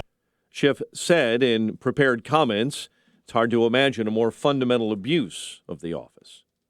A Des Moines Register reporter no longer has a job after their story exposing viral fundraiser beer guy Carson King's past, controversial social media posts, only 2 of them, has forced the Des Moines Register to fire that reporter. The outcry after the story was published led to the Register probing the reporter's social media, and offensive tweets were discovered. Feds are busy this week in Chicagoland with an ongoing criminal investigation sweeping through village halls in McCook, Lyons, and Summit. Chicago fire officials are trying to figure out what caused a home to collapse in the city's Bridgeport neighborhood. The vacant home was being renovated and collapsed on itself in the 1200 block of West 32nd Place. A portion of the CTA's Blue Line will be shut down tonight for repairs. Service between the O'Hare and Rosemont stations will be halted for over a week. Track work is planned to end Monday, October 7. Pirates over the Cubs 9-5. White Sox beat the Indians 8-0. Blackhawks visit the Bruins for a preseason clash and then fly to Europe to open the regular season. The news, a service of Lowe's. Pros do it right to save 5% more on eligible purchases every day just by using your Lowe's business credit account. Do it right for less. Start with Lowe's. Subject to credit approval. Cannot be combined with other credit offers. Exclusions apply. U.S. only. 6:33 is our time. We'll have a check of traffic and weather on the way next on AM 560. Tickets for Freedom Summit 2019 sold out in record time in response to the high demand. We've opened up an overflow room for attendees to watch the event on Saturday, November 2nd at the Westin Chicago Northwest. Overflow tickets are on sale now, but are selling fast. Get yours at freedomsummitchicago.com. That's freedomsummitchicago.com. Sponsored in part by Chicago Anesthesia Pain Specialists, PJN Tax Solutions, the Illinois Family Institute, Income Store, and by Best Dental Group of Bartlett. Hi, this is Amy Jacobson, and just because summer is over doesn't mean it's too late to paint your home. Fall is a great time to check painting off your to-do list. By now, I think I've had my entire home painted by CertaPro painters. They really are the best. You know, CertaPro painters make painting this fall easy and quick. They have more availability, which means you can have your home professionally painted much faster. Cooler weather is arriving, so it is time to think about protecting your home from the elements once again. Have CertaPro painters paint the exterior of your home as well. And with kids going back to school and the family moving back indoors, get excited about cozy nights with a new look from CertaPro painters. Don't put it off. It's time to hire CertaPro painters, your residential and commercial painting experts. Schedule a free estimate online at CertaPro.com. That's Certa with a C. Or call 800-GO-CERTA. Each CertaPro painter's business is independently owned and operated. CertaPro painters, we do painting, you do life. Balance of nature, changing the world one life at a time. So I hear the commercial constantly. You know, you always wonder, is this for real? You know, I said, let me try it. And I've been on it ever since. And I'm not stopping. I'm not stopping. Last summer, we went up into the mountains with the family, and we decided to go into caverns and walk on rocks and stuff like that. And I was all over the place. And they said, oh, Grandma's taking her super pills. I said, they're not super pills. They're fruits and vegetables. Experience the Balance of Nature difference for yourself. To end the month of September, Balance of Nature is offering a 30% discount and free shipping on your first preferred order of Balance of Nature. This special is ending between now and September 30th, so don't wait. Call 800-2468-751. That's 800-2468-751. Or go to balanceofnature.com and use discount code CHICAGO. Blue Emu supports healthy muscles and joints. Blue Emu works fast and you won't stink. 6:36 on AM 560. It's time for a dry basement and a healthy home. Time to call Permaseal. 800-421-SEAL. And time to check the roads in the AM 560 Traffic Center with Jim Telemonte. The Metra BNSF train leaving Lyle at 7:03 will start from Naperville at 6:55 due to manpower issues. Edens, 21 minutes Lake Cook to Montrose. Kennedy, 28 minutes O'Hare to downtown. 12 from Montrose, 8 in the Express. Outbound, 26 minutes downtown to the airport. Inbound Eisenhower, looking at 37 minutes, 390 to downtown. Outbound 31. Stevenson, 43 minutes, 355 to Lakeshore Drive. Outbound 35. Ryan, 25 minutes, 95th to downtown. I-57, 17 minutes, I-80 to the Verge. Bishopport, 22. The northbound tri-state is heavy from the Stevenson to the Hinsdale Oasis. And from the Reagan Tollway to the Grand Avenue Curve. The other tollways are good. Northwest Indiana looks fine. That's traffic. I'm Jim Telemonte. On AM 560, The Answer. Chicago's Morning Answer continues next. And in our 1-hour heating and air conditioning weather center, we see thick cloud cover today. Windy, occasional rain, and an afternoon thunderstorm possible. High 73. Currently 63 degrees. Next news coming up at 7. Chicago's Morning Answer with Dan and Amy continues next on AM 560, The Answer. This hourly segment is brought to you by the Alpha Wealth Group, bringing the trilogy of estate, tax, and investment planning together. Visit alphawealthgroup.com for a free report. This is Chicago's Morning Answer. Can't get into that. On AM 560. Can't get into that. A lot of things you can't get into. The Answer. Can we just talk? Can't get into that. Top of the morning, Dan and Amy. Feds are federal authorities spiking their activity when it comes to investigation into public corruption. It would seem as raids on the village halls in McCook and Lyons yesterday, a stop by in Summit. No records were taken, but they showed up there. FBI agents showed up to Summit to interview village employees about contracts and licensing, according to one source, just telling the Sun-Times that. In addition to the insurance agency of Lyons Mayor Christopher Getty. So those suburban raids, and that's on the heels of the raid of Marty Sandoval, State Senator Marty Sandoval's offices in Chicago, in Cicero and Springfield, and his home in Chicago earlier this week. And everybody was trying to find Jeff Tobolsky, who's the mayor of McCook, but also a Cook County commissioner. Oh, yeah. He wasn't at a village hall. Hold up. $58,000 as McCook's village president. Okay. and another $85,000 as a Cook County commissioner. Must be nice. Well, they couldn't find him at Village Hall. They couldn't find him at his home. They tried to reach him on his cell phone. And then they went over to the Cook County building, and he was present but not physically present because it was his birthday, and this is the first Cook County Board Commissioner meeting they've had since his birthday. So here's Tony Preckwinkle. His staff said that he had planned to provide lunch for the Board of Commissioners and asked that in his absence we celebrate his birthday. Of course. I mean, where are our priorities? Wait a second. Forget No, the race, guys. no. It's my birthday. You don't let. I want you to all celebrate my birthday. You don't let an FBI raid ruin your birthday. That's his special day. We have. Peg, you want to get every. Sorry, we have audio of the birthday party celebration in absentia that Tony Preckwinkle organized. I thought this was very nice of her for all the county employees. Here, Peg, you want to get everybody started there? That's Tony Preckwinkle. Oh, that is terrific. Just terrific. Now, Milton, don't be greedy. Let's pass it along and make sure everyone gets a piece. Okay, but last time I didn't receive a piece, and I was told that Just I could have... pass. Yeah, Milton didn't get a piece of Jeffrey Tobolsky's birthday cake again, which sucks for Milton. It's unfair. And give him his stapler back while you're at it. By the way, Milton, an ideal Cook County employee. Oh, I'm sure. I mean, and he is still in the basement at the Cook County building. Yeah, even though he's apparently off payroll. But Grady said looks really bad for Democrats. Cook County is a Democratic county. There are thousands of elected officials. A handful have been raided. Oh, no. Wait a second. Oh. Hold on. These are Democrats?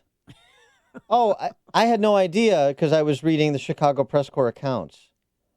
I thought these were just public servants. I thought these were just village officials, post-partisan, nonpartisan, good government types. Wow. I could not stop laughing. I thought I heard that wrong. But the birthday party will go on for Jeffrey Tobolsky in his absence. Jeffrey Tobolsky. All right. Very good. Okay. Well, thank you. The Better Government Association actually... a few months back, did a little write-up on Lyons Mayor Lyons Mayor Chris Getty, who's the son of former Lyons Mayor Ken Getty, convicted felon, sentenced to 5 years in prison for embezzling about 15, 20 years ago, who said at the time he wanted to be like the Count of Monte Cristo. Oh, my gosh. And come back and exact vengeance on his accusers who sent him away to federal prison. Chris Getty assumed the helm in Lyons in 2009 at the age of 26 years old, and he's been the mayor ever since. He has a campaign war chest of more than $400,000. It's a pretty big number for a small town. That's a small town. Yeah. And who's going to run against him? Right. Yeah. Under Getty's direction, some curious things he's doing in the village. Maybe this is what is interesting the feds in some respects. We talk about this. The scam, the Bridgeview, Toyota Park Stadium, and what happens at the municipal level. It's easy to focus on the state, high-profile stuff, easy to focus on what's happening at the federal level. At the municipal level, all these communities being raided. I'd love to hear from McCook, Summit, Lyons, anybody who calls State Senator Marty Sandoval their representative, anybody who calls Tom Cullerton State Senator their representative out in eastern DuPage County. All these people who've either been arrested, in Tom Cullerton's case, or have had their offices raided. Public officials. Anybody paying attention to any of this stuff in those communities? And by the way, it's not limited to those communities. I'll get to Cicero in a second, which I know something about. Wait, the village of Lyons only has 10,585 people in it. And he has a war chest of 400,000? Yep. In 2013, the village demolished a rundown house and under Getty's direction, bought the lot for $41,000, then sold it to a political contributor of the mayor at a loss of $13,500. And then once the new house was finished, the contractor sold it to Getty for about $291,000 without listing it on the market to field competing offers, I should say. That's an unusual arrangement where you're using the village government as sort of a setup for a private real estate transaction. I mean, it's not unusual, but it should be unusual. Getty moonlights as a $28,000 a year supervisor of Lyons Township. They pile up these salaries and titles. The voters love these guys. Chris Getty's the Lyons Township supervisor and the mayor of Lyons. Jeffrey Tobolsky's a Cook County commissioner and the mayor of McCook. Good stuff. He also is a manager of some hotel in Oak Brook. A post he holds alongside a former executive of his village's largest private contractor, a landfill. Yeah. The old landfill. Owners of the landfill and other Lyons contractors poured in hundreds of thousands of dollars into Getty's political funds, which have turned around and paid $169,000 in rent to Getty's insurance business. So he's taking money from people then he's renting office space to. Maybe that's why they also stopped by Getty's insurance office. Yeah. Another unusual situation in Lyons. Skyway Homes is a small family business run out of an apartment in Brookfield. It started contributing to Getty about 4 years ago and started ramping up their contributions since their first contribution. They built the house the mayor now owns and lives in. Over the past 5 years, they and a masonry sister company have built 4 additional homes on vacant land purchased from Lyons, with one recently selling for $427,000. I'd love to see what sells for $427,000 in Lyons. Oh my gosh, somebody's going to take a bath. Oh my gosh. The developers are the only bidders for those properties. Village sold some of them at a loss to taxpayers, according to the BGA Fox Chicago report. And so on and so forth. You sort of get the gist of it. The public officials who use the public coffers for their personal economic development, including employing family members. Tobolsky has at least 7 relatives on the village of McCook's payroll, according to the Better Government Association. And that town's just as small as Lyons, isn't it? It's much smaller. I think McCook would be lucky to have a couple thousand people. Getty's pay in Lyons started at $10,000 in 2009. It's going to reach $70,000 under scheduled raises approved by the village board. Yeah. Oh my God, McCook population 224. Is that possible? What Wikipedia says. Getty's government laid off. Remember Lyons laying off 7 full-time police officers? Yeah, back in 2014.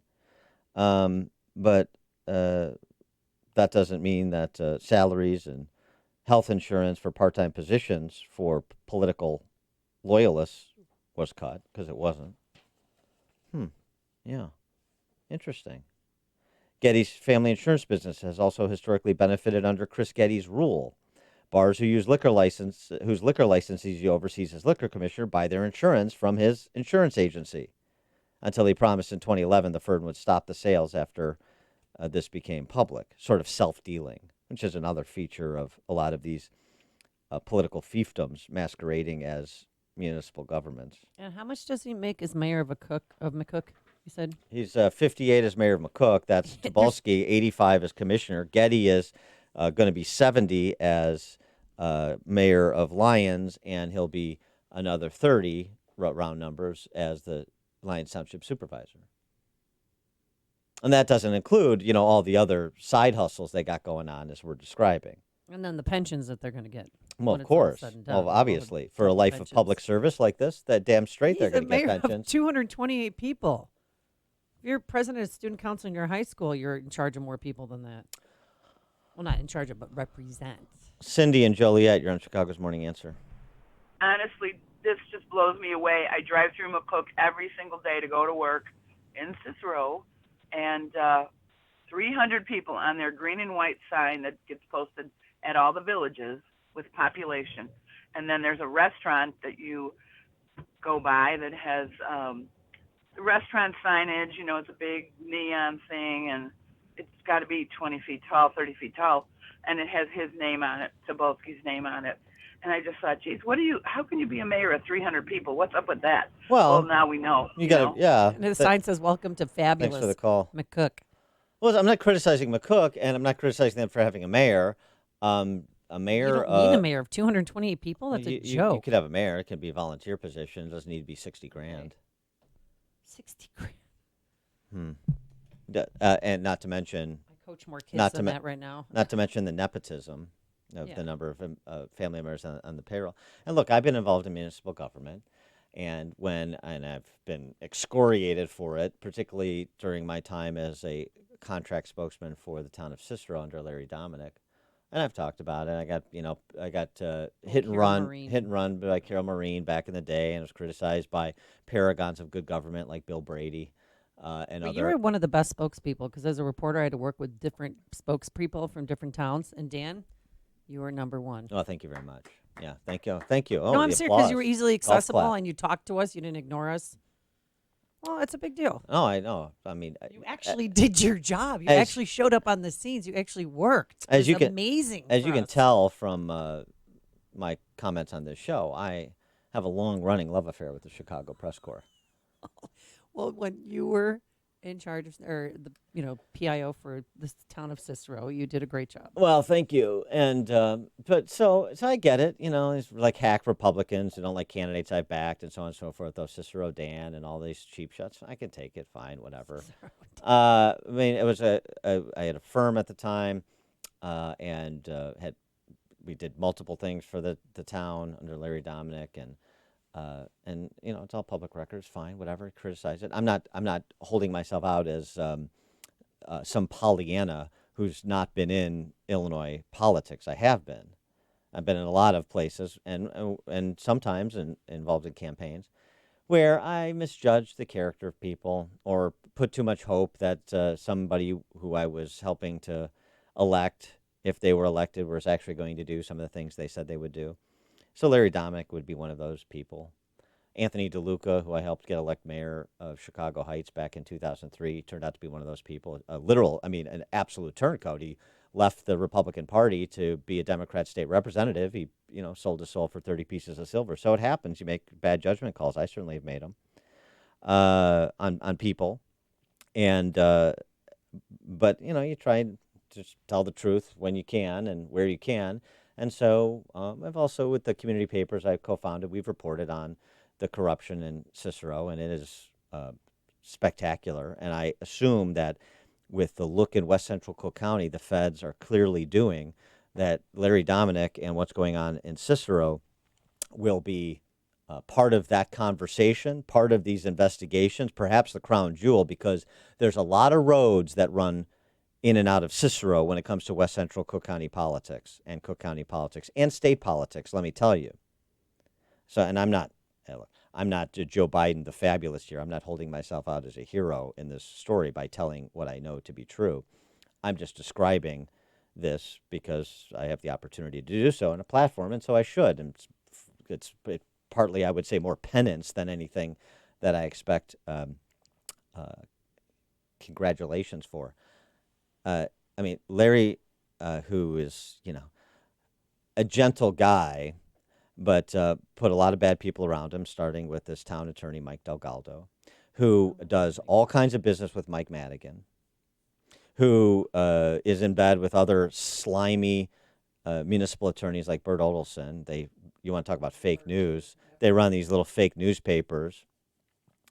But you want patronage hiring. If patronage hiring and the salaries and benefit levels and the using the public coffers for private interests, if that's going to be the standard in places like Summit and McCook and Lyons and whatever the heck Marty Sandoval was up to, then Cicero has to be a target again, like it's been, from the Al Capone days forward. It's funny how the Chicago Press Corps, Carol Marine in particular, who made such a career of chasing Betty Lauren Maltese and then tried to continue it by taking cheap shots at me back in the day, has disappeared over the last decade. It's been a decade since I've been there. But anyway, as this unfolds, this investigation unfolds, I would keep a close eye on Cicero. Okay. And Delgaldo, Larry Dominic could be the fall guy because he's the town president, and what happens on his watch, he's responsible for. And he's made a lot of decisions with respect to hiring and contracting that probably he's going to be held to account to at some point, and perhaps based on federal activity in the not-too-distant future. But keep an eye on bringing in all the state politics. Cicero's a political powerhouse. There's a lot of money there because there's a lot of industry there. And politicians of all stripes try to get in there to fleece the place and to use it for building their political power. Right. Sandoval, Moreno, former Cobb County Commissioner, convicted felon Mario Moreno, he was another one. And everybody's, backslide. It's a den of thieves over there. And I wish I wouldn't have stayed there as long as I did, frankly, but I did. So Madigan, though, this is the interesting piece. Because Mike Delgado, the town attorney, has pushed Larry into state politics, working with Victor Reyes, HDO, in the city. He has become a strategic ally and business associate of Mike Madigan. He works to get Andrew Madigan, Mike Madigan's son, at Cicero. Not that he needs that much more help, but he's part of that cabal that, all these municipalities. You want to talk about Chris Getty and Lion self-dealing? The Madigan relationship with municipalities that Andrew Madigan, his son, leverages to get insurance business for Cicero that he works, where he works. That's a whole nother scam that's being run. And I know probably people's eyes and ears glaze over trying to think about all this stuff and all these minor players at the municipal level that are connected to the big players in the state, like Mike Madigan. But this is how it works. And if you don't understand this, you don't appreciate it, you don't pay attention to it, then you get fleeced by these people, which is what's been happening. So I just raised the specter of hopefully more to come. I'm hoping for it. Margot in Burr Ridge. Hi, Dan. Well, all of this corruption that they're uncovering, or this little bit of corruption they're uncovering right now, it's reminding me of my late father, who was appointed a DuPage County commissioner, board member in the late 90s by Gal Franzen. And one night we were watching TV. Yeah, and so one night we were watching TV, and they were going after some senator in Washington for some kind of chicanery, and my dad started to laugh. And I said, "What are you laughing about? This isn't good." And he said, "Oh, honey, 99% of all government corruption is local. I've seen it." And, 99%, when you think about it. Well, of course, this is in the days before Hillary Clinton and the Bidens and everything, but still, every rock you turn over, there was somebody making money on the side, or they were recusing themselves and having their brothers buy up land that they knew that the county was going to buy. Stuff like that. Yeah. All the time. Yeah, no, it's right. Thanks for the call, Margot. And it's not limited to the grittier suburbs either, as we've seen over and over again in Illinois. But I don't know. People don't care about it.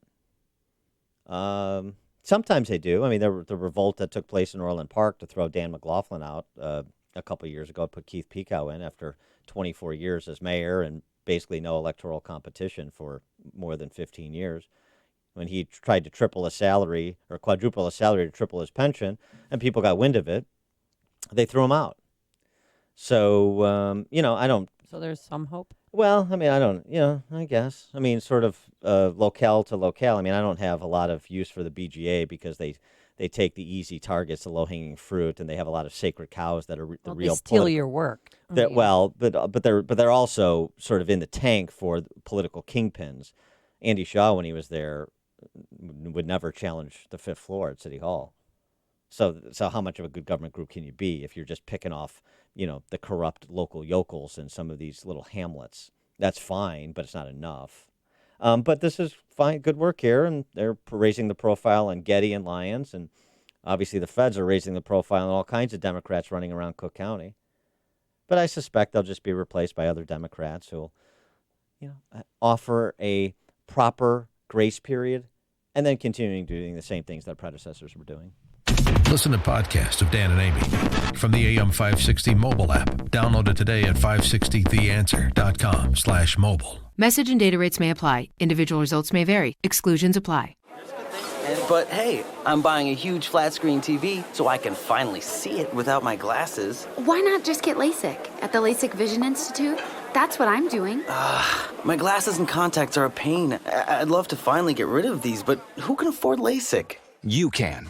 Because the LASIK Vision Institute is offering dramatically low prices and an absolutely free consultation. Just text TRY to 350-350. The LASIK Vision Institute has already performed over 1 million procedures. They use the latest FDA-approved LASIK technology that helps the majority of patients achieve 20/20 vision for a fraction of what others charge. Better vision, better value. The LASIK Vision Institute. Make this the year you finally get LASIK. For a free consultation plus an extra 20% discount, text TRY to 350350. You'll see for free if LASIK is right for you. That's TRY to 350350. Our freedom and security are made possible through the service and sacrifice of our military and first responders.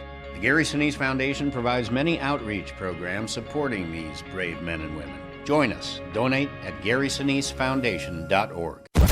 It's news, opinion, insight. It's AM 560, The Answer. WIND, Chicago. It was very legal and very good.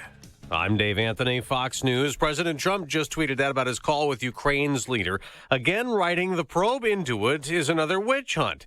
He's also under more scrutiny for what the president said at a private event, that whoever leaked the details to a whistleblower is close to a spy. Bloomberg got a recording of it. You know what we used to do in the old days when we were smart, right? With spies and treason, right? We used to handle it a little differently. Saying in the old days, we used to handle treason and spies a little differently. Fox's Rachel Sutherland has a reaction live from Washington. Dave, witness intimidation. That's how House Intelligence Committee Chair Democrat Adam Schiff describes the comments the president made, tweeting, "The president's suggestion that those involved in the whistleblower complaint should be dealt with as we used to do for spies and treason is a reprehensible invitation to violence against witnesses in our investigation." White House Deputy Press Secretary Hogan Gidley on Fox and Friends. These leaks are dangerous. People in this government are entrusted with secure, sensitive information. President Trump made the comments during a private meeting with staff from the U.S. mission to the United Nations. Dave? Rachel, back to Congressman Adam Schiff. Now, he called the Trump-Ukraine call a mafia-like shakedown. And at yesterday's hearing, before he questioned the acting director of national intelligence, Joseph McGuire, the Democrat said what he says is essentially what the president told Ukraine's leader. I'm going to say this only 7 times, so you better listen good. I want you to make up dirt on my political opponent, understand lots of it.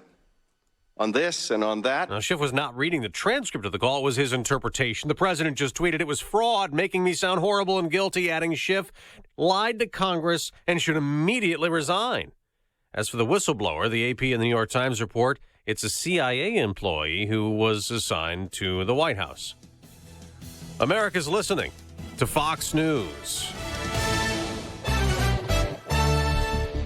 Gray skies, 64 degrees, rain on the way in our forecast, 7:02 on AM 560. The Answer. Good morning. I'm Mike Scott. A teacher's strike in Chicago, a step closer to reality. CTU members voting by a large margin, 94%, to authorize a work stoppage. They could walk off the job as early as October 7. Meantime, Mayor Lori Lightfoot is speaking out, saying her administration is committed to finalizing a deal, and they already have an offer on the table that boosts teacher pay by 16%. Feds are busy this week in Chicagoland with ongoing criminal investigations.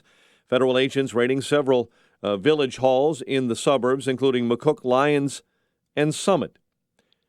One of 5 Chicago teens whose friend was fatally shot by a homeowner as they tried to steal his car has pleaded guilty to charges related to the incident. Diamond Davis, the oldest of the teens, pleaded guilty Thursday to a felony conspiracy to commit burglary.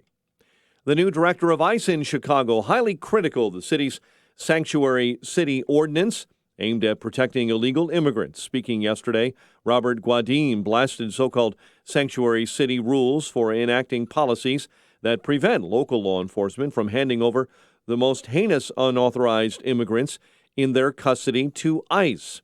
Meantime, Acting Immigrations and Customs Enforcement Director Matthew Alban says the current sanctuary city policies nationwide are a threat to public safety. This needs to stop. Work with us.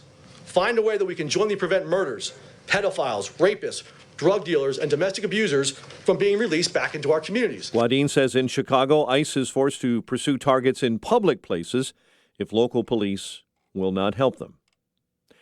Pirates over the Cubs, 9-5 in Pittsburgh.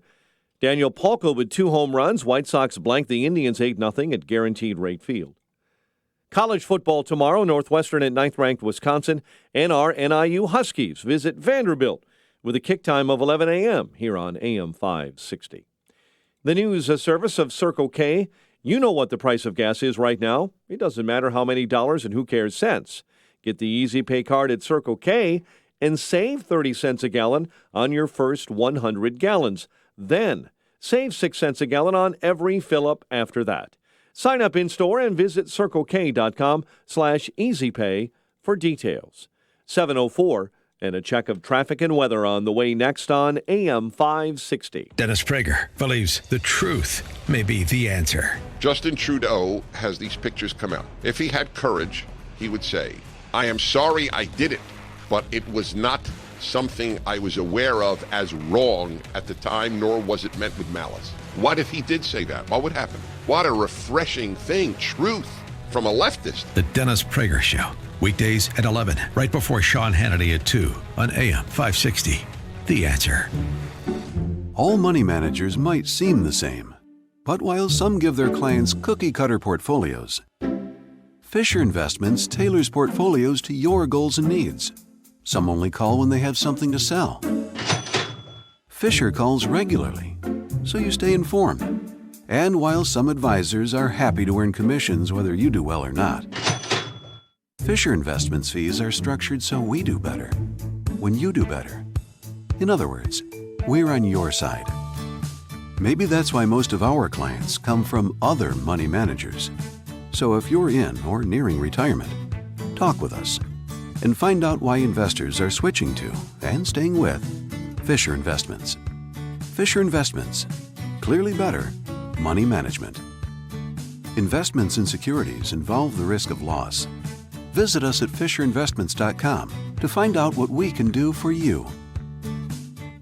Hi, Barry Sterner, owner of Townstone Financial. I could talk to you all day about how I feel about Townstone's service, low closing costs, and great rates. But how about listening to one of our customers? My name's Elisa French. We've had such good experience with Townstone Financial and specifically Barry Sterner that when my mom was looking to move to Chicago, the first thing I said to her was, she had to call Townstone and got in touch with Barry Sterner, which again, amazing relationship. My sisters, when I am able to ask a question and I have many questions when it comes to this, he really almost holds my hand with his knowledge and explains in such an easy way, and it makes me feel comfortable. So it's easy for me to recommend him. Remember, nobody values your business more than Townstone Financial, and I'm always available to answer your questions. Call me now, Barry Sterner, 312-896-2111. That's 312-896-2111. Or go to townstone.com. That's TOWNSTONE.com. Townstone Financial is licensed in Indiana, Michigan, Wisconsin, Florida. NMLS 136639. www.nmlsconsumeraccess.org.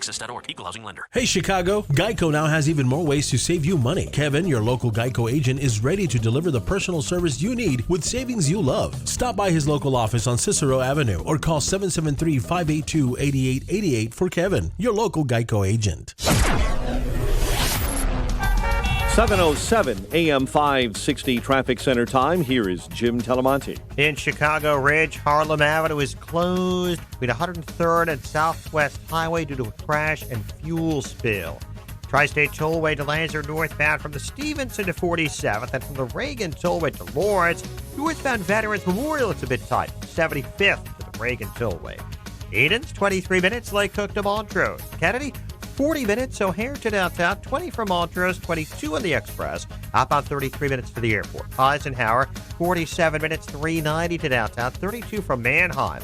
The Stevenson runs 50 minutes, 355 to Lakeshore Drive. The Ryan, 28 minutes, 95 to downtown.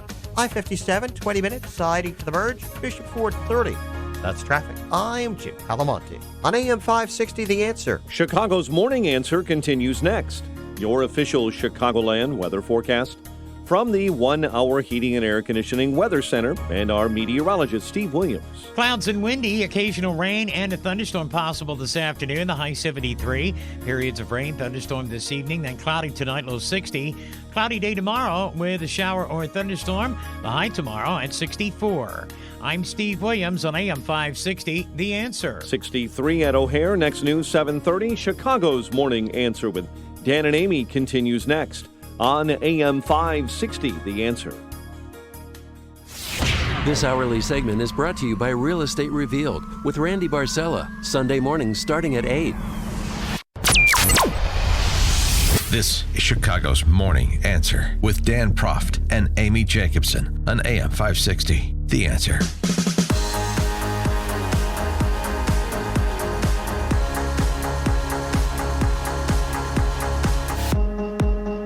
Good morning, Dan and Amy. The matter of removing a president from office, serious business that is being handled by serious people, not sensationalists, no, not storytellers, responsible elected officials carrying out their oversight duties, responsible journalists reporting factual information so the public is brought along in the process. Is that what's happening?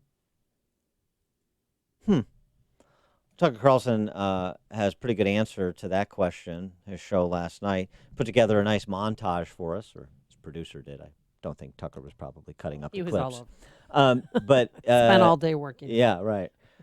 The memo that all of the leftist pundits got to make the comparison between Trump and a mafia boss. That's the metaphor of choice that we're to use. And then, of course, you capstone it with the impersonation of a mafia boss by the chairman of the House Intelligence Committee, just as he is about to gather testimony from the director of national intelligence over a whistleblower complaint we're supposed to take seriously in the context of impeaching a president and potentially removing him from office, which, of course, obviously is also a serious matter. This is all very serious, right? It's not sensationalized. The same people who spent 2 years writing Russia collusion fan fiction are outraged once again. Or did they ever stop being outraged? Probably not. In any case, they're not telling us that the Trump presidency is really Godfather Part 4. Like any mafia boss, the president didn't need to say, that's a nice country you have. It'd be a shame if something happened to it. To people who see this kind of stuff in movies, you see mob bosses doing it. Is this something that presidents do? You're right. We see this from mob bosses. We do not see this from presidents. If you gave this to me, I'd say it's a typical transcript of what I get that I would have put into evidence in the course of a mob boss trial. I mean, it is right out of Don Corleone. People have analogized this kind of conversation to when, a godfather would say, I want you to do something. Everyone knows what is involved here. Donald Trump sought to run U.S. foreign policy the way Tony Soprano ran his crime family, except less elegantly. Part of this is our fault in the media. We set up these just terrible incentives where you don't get on television unless you say extreme and mindless things. What's surprising, though, is how so many of these extreme and mindless statements come from people with long and apparently distinguished careers, debasing themselves in order to be on television. Really, the prime example is the chairman of the House Intelligence Committee, Congressman Adam Schiff of Burbank, California. He recently went into a kind of trance and delivered his own prophetic version of what he believed must have happened between President Trump and the president of Ukraine. Watch this. This is the essence of what the president communicates. We've been very good to your country, very good. No other country has done as much as we have. But you know what? I don't see much reciprocity here. I hear what you want. I have a favor I want from you, though. And I'm going to say this only 7 times, so you better listen good. I want you to make up dirt on my political opponent, understand lots of it. R.A. Fleischer tweeted about this. In a democracy, there is nothing more controversial than impeachment. It's not a laughing matter. It's not parody. It is divisive and will cause deep strife. So why would Adam Schiff fabricate information and behave like this, like you just heard? Schiff's behavior was disgraceful, said George W. Bush's former press secretary. Now, Adam Schiff wanted to make sure those of you watching at home understood that that was just Adam Schiff, comedic actor. As an aside, I want to mention that my colleague is right on both counts. It's not okay, but also my summary of the president's call was meant to be at least part in parody. This is something you don't joke around about, and you don't give hypotheticals. Because what if somebody's tuning in for the first time and then they hear that and think, oh my gosh, because a lot of people let other people think for them and they're easily influenced. And if you just turned that on and saw that, you'd think, oh my gosh, what President Trump did it's reprehensible. Yeah. He should be impeached. Mhm. But that was a hypothetical. That was a fallacy. That was acting. Well, he Was is he trying to win some award, daytime Emmy award there? Adam Schiff is part of the House Democrats not ready for primetime players, which of course includes Stephen KFC Cohn as well, who did his own political theater. You'll recall when A.G. Barr failed to assent to showing up to a hearing where they wanted to query him about the whole Mueller report imbroglio. And he brought a bucket of chicken and was eating a drumstick from the dais and put like a chicken statue where Barr would have sat if he would have shown up for the hearing. But these are serious people, though, not sensationalists, not partisan fanatics, and we're supposed to take them seriously. Is that right? For more on this, we're pleased to be joined by David Drucker, senior political correspondent for the Washington Examiner, WashingtonExaminer.com, which has provided wall-to-wall coverage on all of this as well. David, thanks for joining us. Appreciate it. Yeah, sure. Good to be here. What about Adam Schiff yesterday, the chairman of the House Intelligence Committee, and that performance? Well, look, I'm curious what some of his Democratic colleagues think of that performance, just because it's unnecessary and it undermines the case he's trying to make. I mean, the substance of some of this information, particularly the summary transcript of the call, there are issues with it. And there are issues, at least, that Democrats can raise legitimately and discuss one way or the other. When you do things like he did, and when you try and blow things up beyond what you have before you know what you have, it makes it harder to shine a light on the issues that some Democrats and frankly some Republicans have with the content of the phone call. Well, with respect to Schiff, he's sort of inveterate in this respect, isn't he? I mean, this is the same individual who spent 2 years saying that he had evidence of Trump's collusion with the Russians in 2016, evidence that was never presented, evidence that Bob Mueller never found, and yet and then Adam Schiff just goes on to the next gambit, and we're supposed to, again, as I said, take him seriously. Right. Well, with Adam Schiff in particular, he's always been a little bit ahead of where the information is. And again, I think, there are a lot of things that the president does or says that are questionable or that rub people the wrong way or make them take a second look. Mm-hmm. I don't think I think you undermine a case of criticism against how he operates, if you are concerned with how he operates, when you embellish it. And actually, with a lot of things the president does, you don't need to embellish it. I mean, you can just talk about the substance. I mean, I was talking to one Democrat yesterday in the House who has not been bellicose about any of this. And, you can disagree with her, but she was just making a substantive case for why she agrees with the impeachment inquiry. And I think that if you are going to do this, which they are, they would be in a much better position if they stick to the information. And they can say that it warrants an impeachment inquiry. Republicans can disagree, but I think voters would, over time, take them more seriously if they just stick to the information such that it is, and don't try and get ahead of their skis and start to talk about things that they don't know or, put on dramatic performances.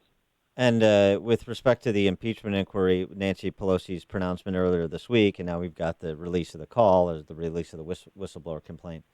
I mean, is she put herself in a position where there is no place to retreat to, that she is going to have to, at some point, because of the pressure from within her caucus, have a formal impeachment vote? They're going to have to move to impeach this president. Her caucus is going to demand it.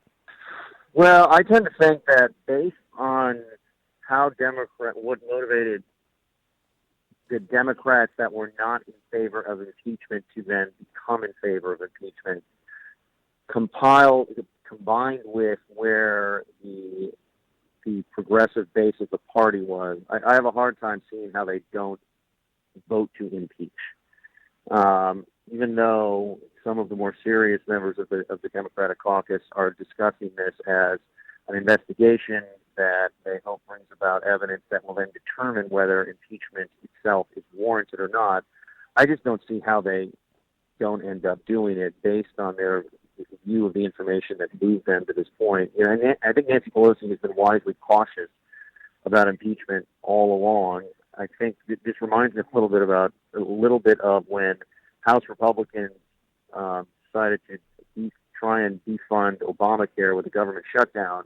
And I remember then Speaker John Boehner didn't think it was a good idea, but at some point there were too many House Republicans that were going to do it, with or without him, and so he had to just get out in front and lead it. And I think, in a sense, that's what Nancy Pelosi had to do. I don't think it was really up to her anymore. I think she held it back as long as she could. And so, you know, now they have to conduct this investigation, and if they're smart about it, they'll try and just stick to what the facts are. They won't embellish them, and they'll hope that they can convince swing voters and independents who have been dubious of impeachment, even though they don't like the president all that much, that it's a good idea. If they can do that, long term, they'll end up, you know, politically not in necessarily a bad place. But this starts out where they're behind the eight ball in that.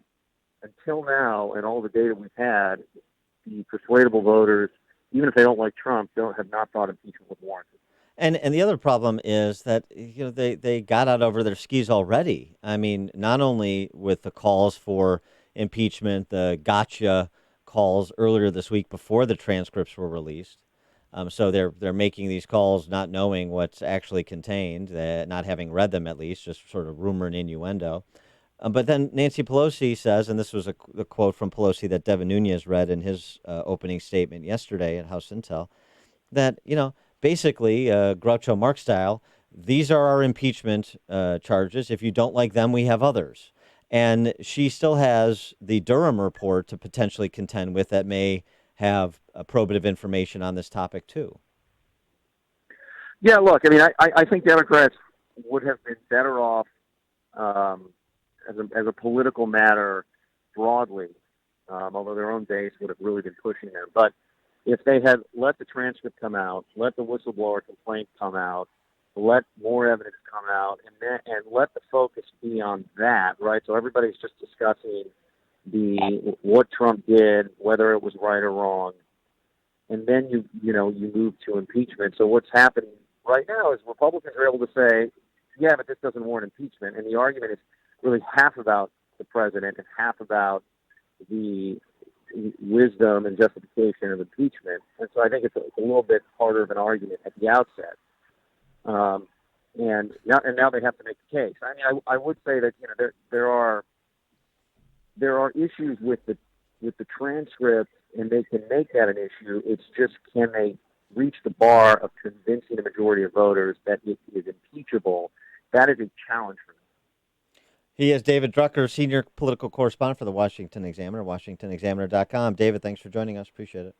Anytime. Thank you. And he joined us on our turnkey.pro answer line. The more you listen, the more you'll know. This is Chicago's Morning Answer. Morning Answer on AM 560. The Answer. Want your home's furnace to stay safe and reliable? And want to prevent any potential problems before they happen? At your local 1 Hour Heating and Air Conditioning, we recommend an annual furnace inspection and tune-up. Right now, get big savings on a furnace tune-up. Call 855-1-HOUR. Because not taking care of your furnace, that's just cold.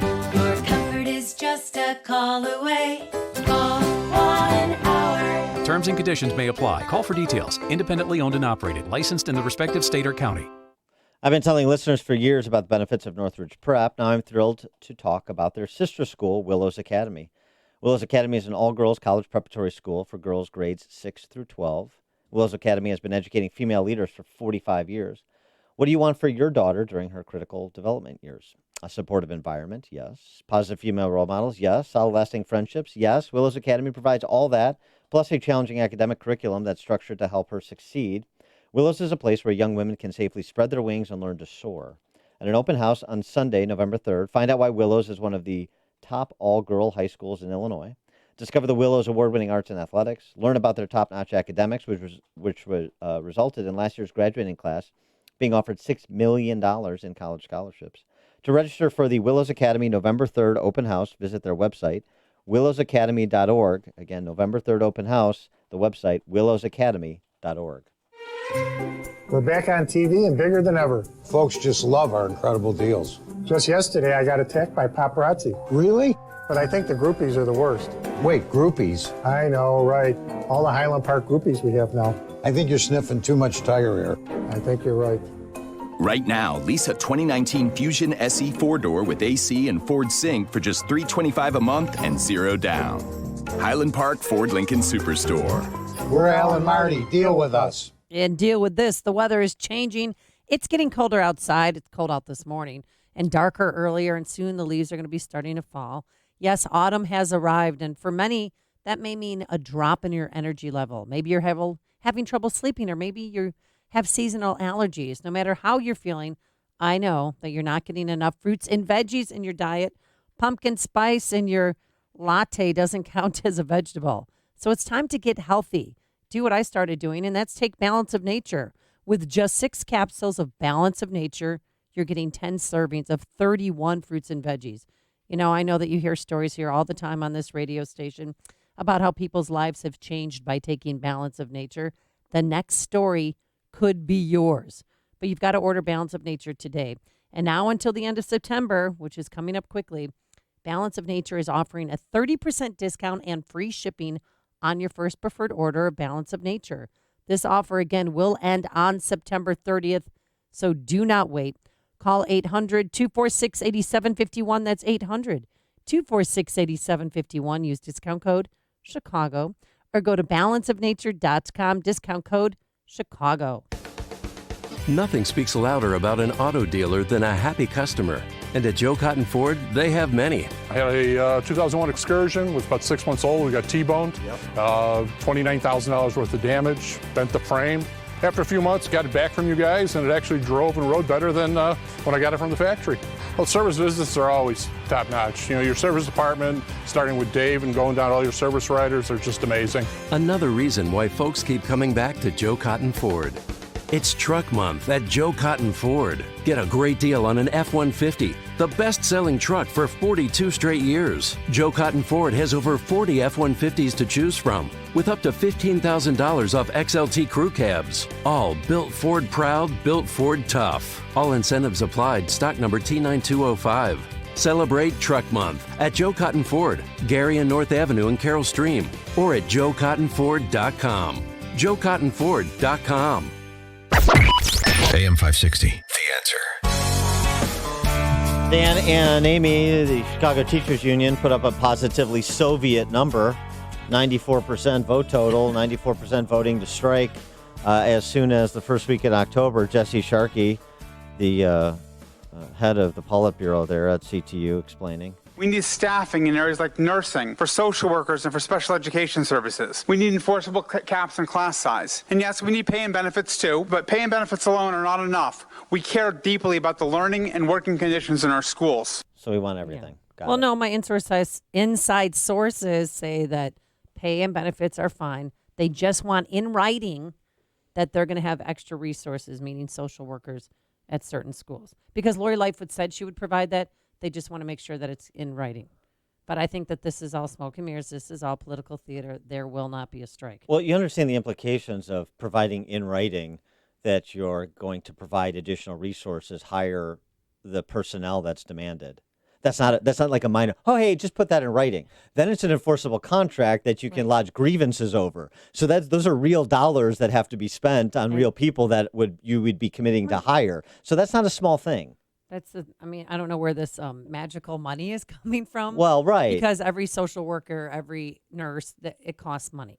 Now, there's two ways to think about this. One, so which scam is more likely, I guess, because they're running a scam. Which one is it? Is it this scam? And just put it in writing, and we want. And we're fine with our pay and benefits. We just want more of us. Well, it's right. It's still visited upon the same group, the taxpayers. Is that all they want? Oh, but class cap sizes, by the way, in a system that is hemorrhaging students, and it's still complaining about class sizes, with schools that they oppose closing that are at 1/10 or less of their population level from 20 years ago. Same buildings. We played Fanger last week in girls volleyball. And they had such a small team, and I went to the coach. I said, "What's going on?" He was like, "We hardly have any students left at our school. These high schools. So these are what we can get. These high schools are like the Overlook Hotel. It's unbelievable. There's two people in them. I mean, there's so many high schools that are just completely empty. So again, why are they even open? So they oppose any closures. They want to keep up appearances. They want to hire more staffing for a dwindling student population, but they also want their salary and salaries bumped, and the district to continue picking up 2/3, actually 3/4 of their pension contribution, and caps on class sizes as well with this. But there's no impasse here. Well, so either the impasse is real, and there's some difference of opinion as to how much we should stick up taxpayers, or it's not real, and they're going to go to the precipice, as you're suggesting, and then there's going to be some sort of generic language that really is non-binding, and both sides will declare victory, and both sides will come, we avoided a strike. Look, Lori Lightfoot avoided a strike, and they forged a compromise, and the teachers, they were focused on up until the end, just making sure the kids were provided for, and the quality of social, the wraparound support personnel, and all. So they're running a game on you one way or the other. The only question is how expensive it's going to be, and whether there'll be a work stoppage in between until you figure out, and they figure out what the actual price is going to be.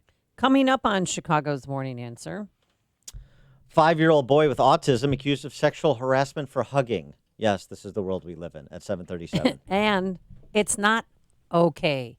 We'll explain. But first, into the newsroom we go. Here is Mike Scott.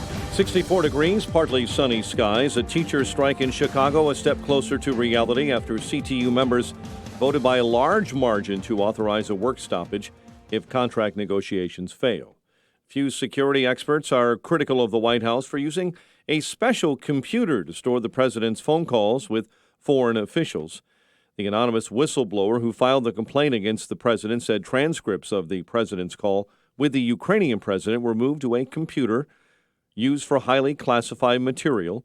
Congressman Devin Nunes at yesterday's hearing of the House Intelligence Committee says Democrats are desperate to smear the president in any way possible. I'll note here that in the Democrats' mania to overturn the 2016 elections, everything they touch gets hopelessly politicized. He made the accusations during that hearing with Acting Director of National Intelligence Joseph McGuire. GM says it will be reinstating health care benefits for striking workers. Last week, the automaker announced it would no longer pay for health care while workers were off the job.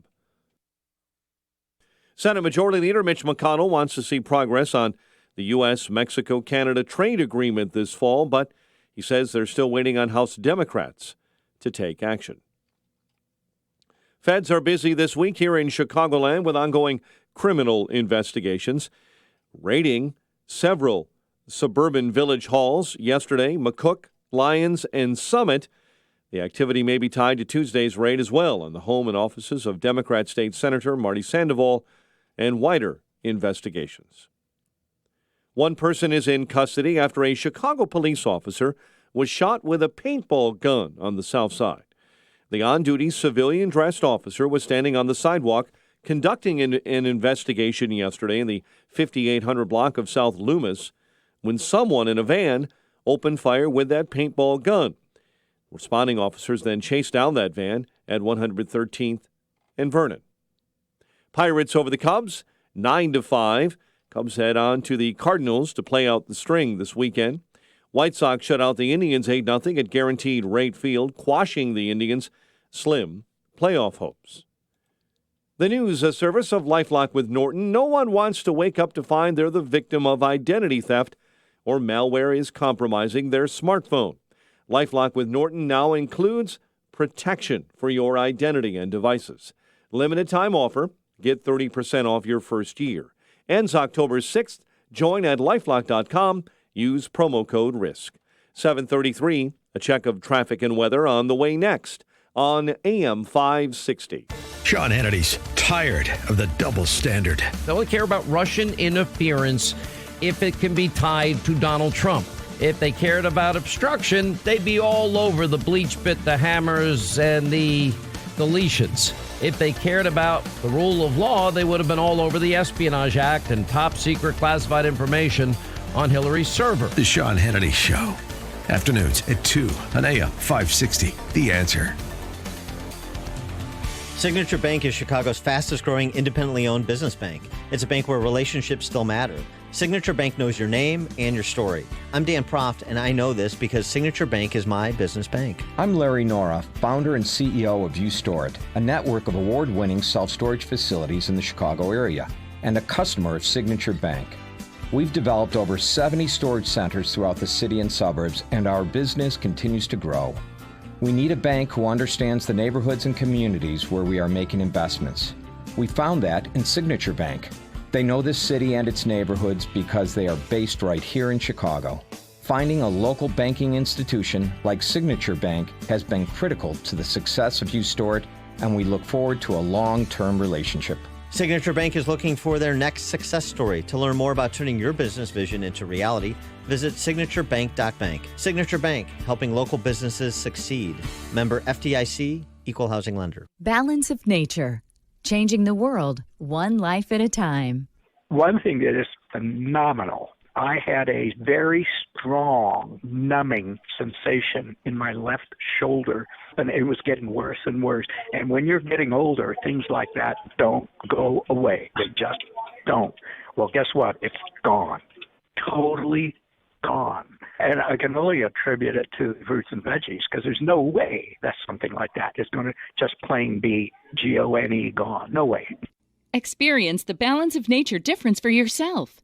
To end the month of September, Balance of Nature is offering a 30% discount and free shipping on your first preferred order of Balance of Nature. This special is ending between now and September 30th, so don't wait. Call 800-2468-751. That's 800-2468-751. Or go to balanceofnature.com and use discount code CHICAGO. 7:36 AM 560 traffic center time. Here's Jim Talamonte. In Chicago Ridge, Harlem Avenue remains closed between 103rd and Southwest Highway due to a crash and fuel spill. Inbound Kennedy, delays start at Canfield. It's 42 minutes O'Hare to downtown. 22 from Montrose, 23 in the Express. Outbound 30 minutes downtown at the airport. Edens, 19 minutes, Lake Cook Junction, outbound 25.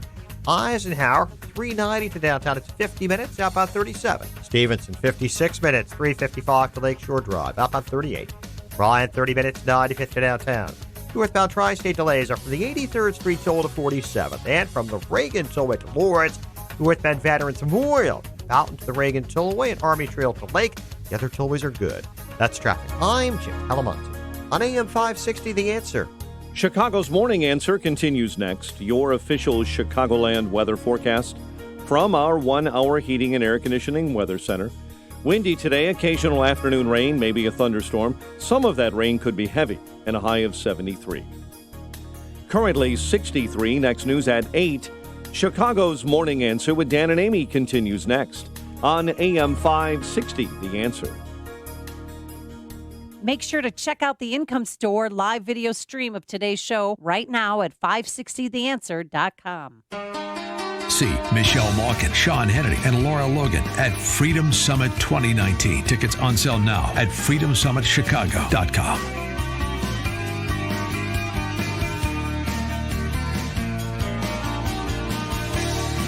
Top of the morning, Dan and Amy. We're going to have to come up with a new segment about stories like we're about to tackle, like sort of the world in which we live in 2019. Political correctness gone amok.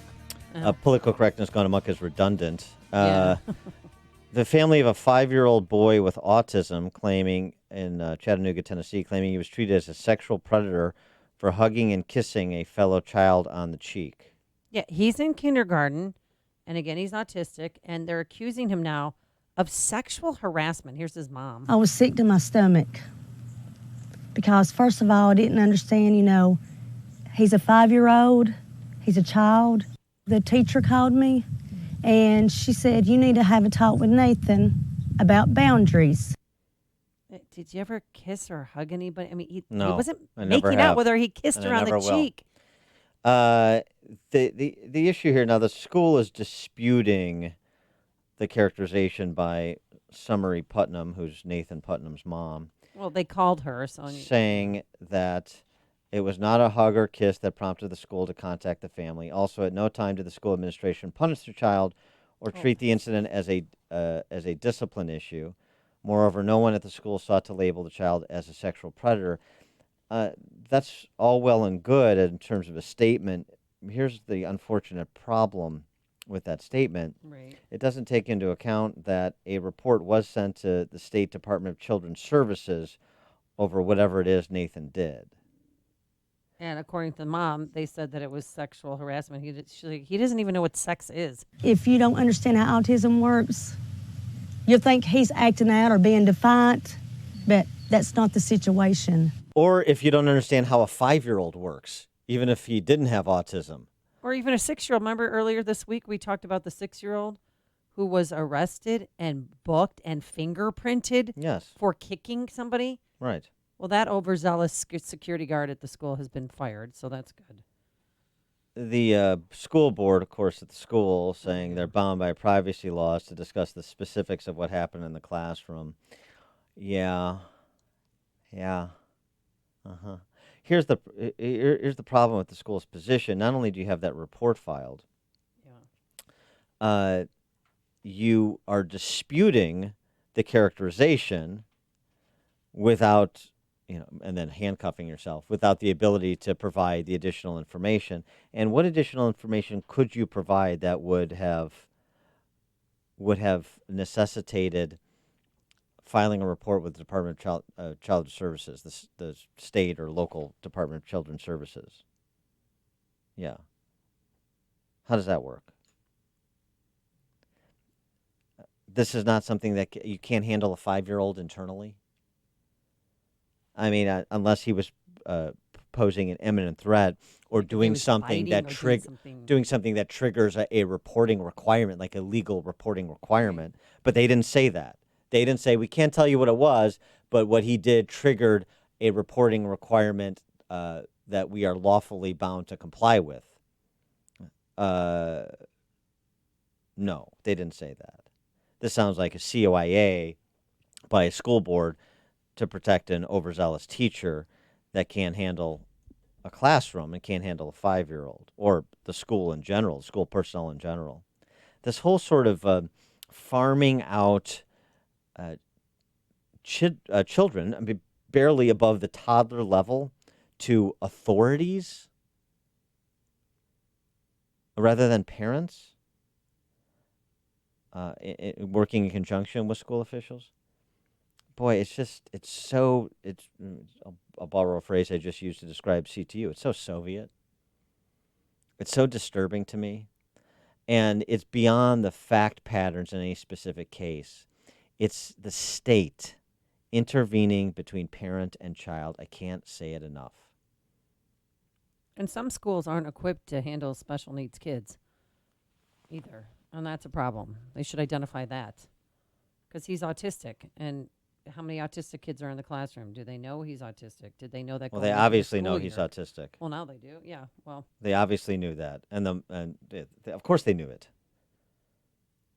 And if they can't handle a boy with autism, then he shouldn't be in the school in the first place. So they would have known that at the outset. They would have known that when he's enrolled in that school. So no, the school's response to this is wholly insufficient and.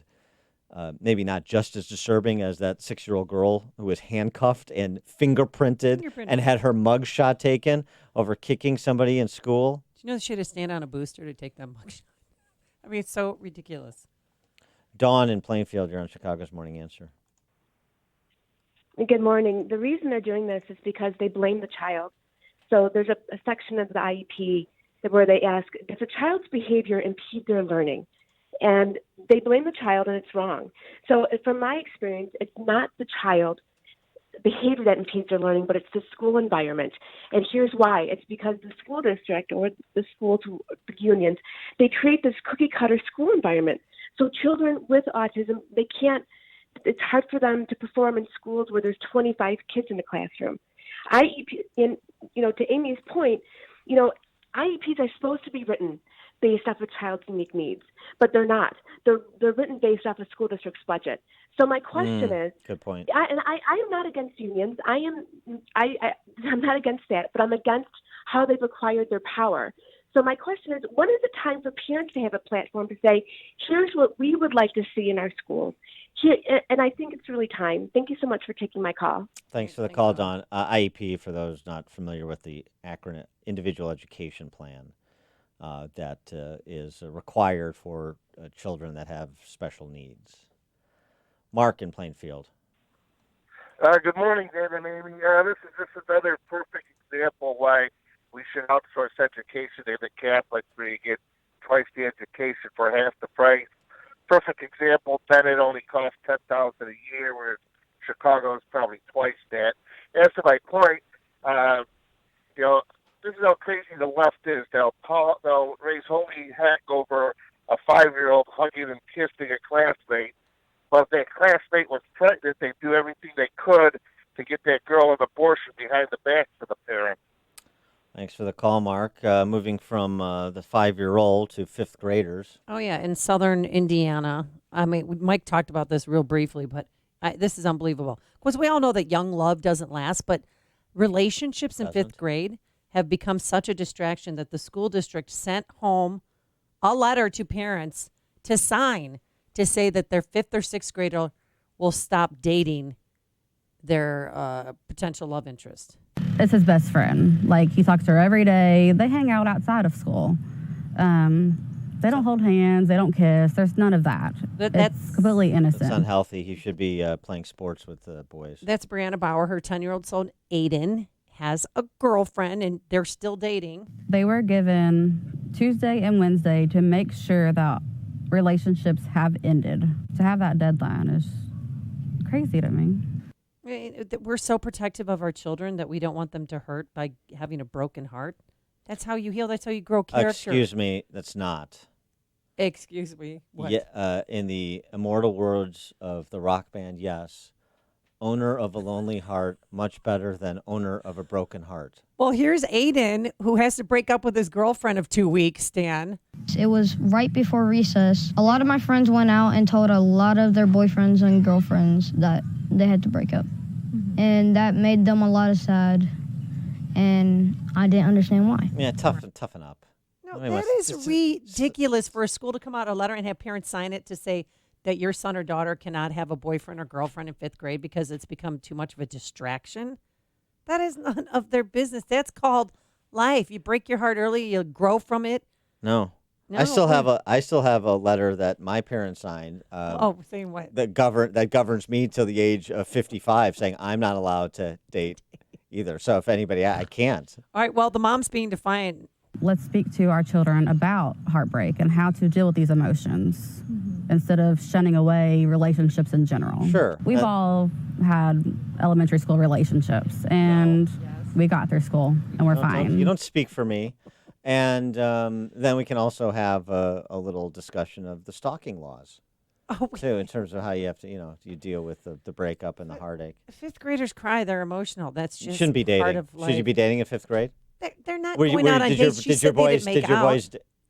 Well, she said they're not kissing or anything. How old are you? Well, the mom just said it's not as if they're kissing during school and being a What am I? Am I in the set of happy days?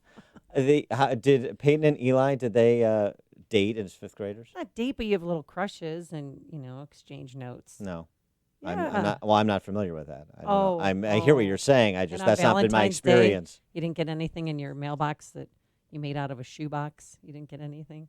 I was always wondered why they put me out in the hall while people exchange Valentines. Huh. Didn't get any of those candy hearts, did you? Be mine or no? Love. I don't think grade schoolers should date. I do. No. It's fine. But the fact that the school's telling them, if you have a boyfriend or girlfriend, sorry, by Wednesday at noon, you have to break up. Well, I don't think it's the school's responsibility to impose the rules of the game on social interaction. I mean, maybe at school they can control their environment, of course. So you can't be, writing sonnets on the playground to your girlfriend. You have to play haikus? kickball. You can't write haikus either. So I get that. But in terms of, obviously, you have to submit to submit Sign in writing this, that little non-binding Johnny has arbitration, broken up with little Sally. No, of course that's ridiculous. But look, if nobody will date me, then I don't think like fifth graders should get one up on me. Oh, okay. Yeah. So now this is all about you. That's why Dan Proft is single. Okay. I knew it would somehow get back to that. Bernadette in Orland Park. Hi. Yes, I'm calling. I have a son who's 21 years old, but when he was in third grade, one time he spit on a kid and they suspended him. Mm-hmm. And then another time he had a social worker at the beginning of the year who told me that they were going to try to tell him for boundaries. Now, he can't go up and hug everybody. And I told her that's fair. I understand that. But when I came in one day to help out with a project, and she walked into the classroom, he asked her for a hug, and she said, "Colin, what did I tell you? You are not allowed to hug anybody." And that's when I had an issue and I said something to her. And I said to her, I understand the boundaries. I said, but you spend a lot of time with him, and he needs that hug for assurance for himself. I said, now, if you're in a classroom with him and you have my permission to give him a hug. I go, if he wants a hug, don't bring him down to your office and close the door. I said, then you don't have my permission. But in front of everybody, I said, I think you should give him a hug. He needs that. He needs that assurance. Yeah, so I just think so. Totally. I don't know. Why does anybody have to? It's just so amazing to me. So this is sort of what Dawn in Plainfield was saying, too, about they blaming the kids and including kids with disabilities like you're talking about. I mean, you know that people with Downs and other people with disabilities are affectionate. They're very, yes. That's great. They're very good. I mean, that's why that's why they bring so much joy to people around them. But I mean, it's wild. These sort of like, I get boundary drawing to some extent, but I totally agree with what you're saying, Bernadette. Like the stiff arming him as a matter of course, rather than sort of just working with him so he can express his affection, but also understand boundaries. I don't know. Is that so complicated? It's not, but do you know what I think that where everything has become black and white with them? That's how I look at it. Yes. So if none of the kids could do it, none of the special needs kids could do it. Yeah. And that's where that's a good point. That's where I think that I have a problem with them, and where they can't separate, and they need to. Yeah, thanks for the call, Bernadette. It's almost like this is an extension of zero tolerance policies, where you make no distinction between someone who brings an actual gun to school and someone who uses their index finger and thumb to make a gun. Well, someone made a gun out of a peanut butter and jelly sandwich and got expelled. That's what I'm talking about. Right. It's so stupid. No distinction between an actual credible threat and, kids engaging in being kids and joking around and being silly and, just being social with one another. Dave on the Northwest Side. Good morning. Yeah. Hi, Dave. Hi, Dave. Hi. I have a 25-year-old stepson. Every morning he wakes us up. He goes, wakey, wakey, eggs and bakey. And he comes and he hugs us and he kisses us. Or we'll be driving in the car and I'll tell him, we're going to stop for a slice of pizza. He'll grab my hand and he'll kiss my hand. I find it so amazing that he does this still. Yeah. Thanks for the call, Dave. I appreciate that. Kyle in Woodridge. Hi. Good morning, Dan and Amy. Always enjoy the show. 2 quick points. One, I enjoy how these are the people who feel they're entitled to more of a raise and benefits. They can't handle hugging. And 2, yesterday you were talking about the Joker movie. I'm more worried about the movie Idiocracy becoming a documentary in the future. So you guys enjoy your day. Thanks, Kyle. Good movie, Mike Judge, Idiocracy, if you haven't seen it. Ken in Grays Lake. Yeah, I'm the husband of a teacher and the brother of a special education teacher, and there's the things that they are expected to do in the classroom today with no support from administration. I obviously can't tell you what district for reasons that'll be apparent.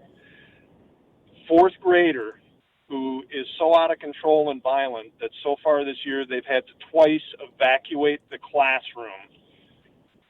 The good kids have to leave the classroom and leave this kid to go berserk in the classroom on his own.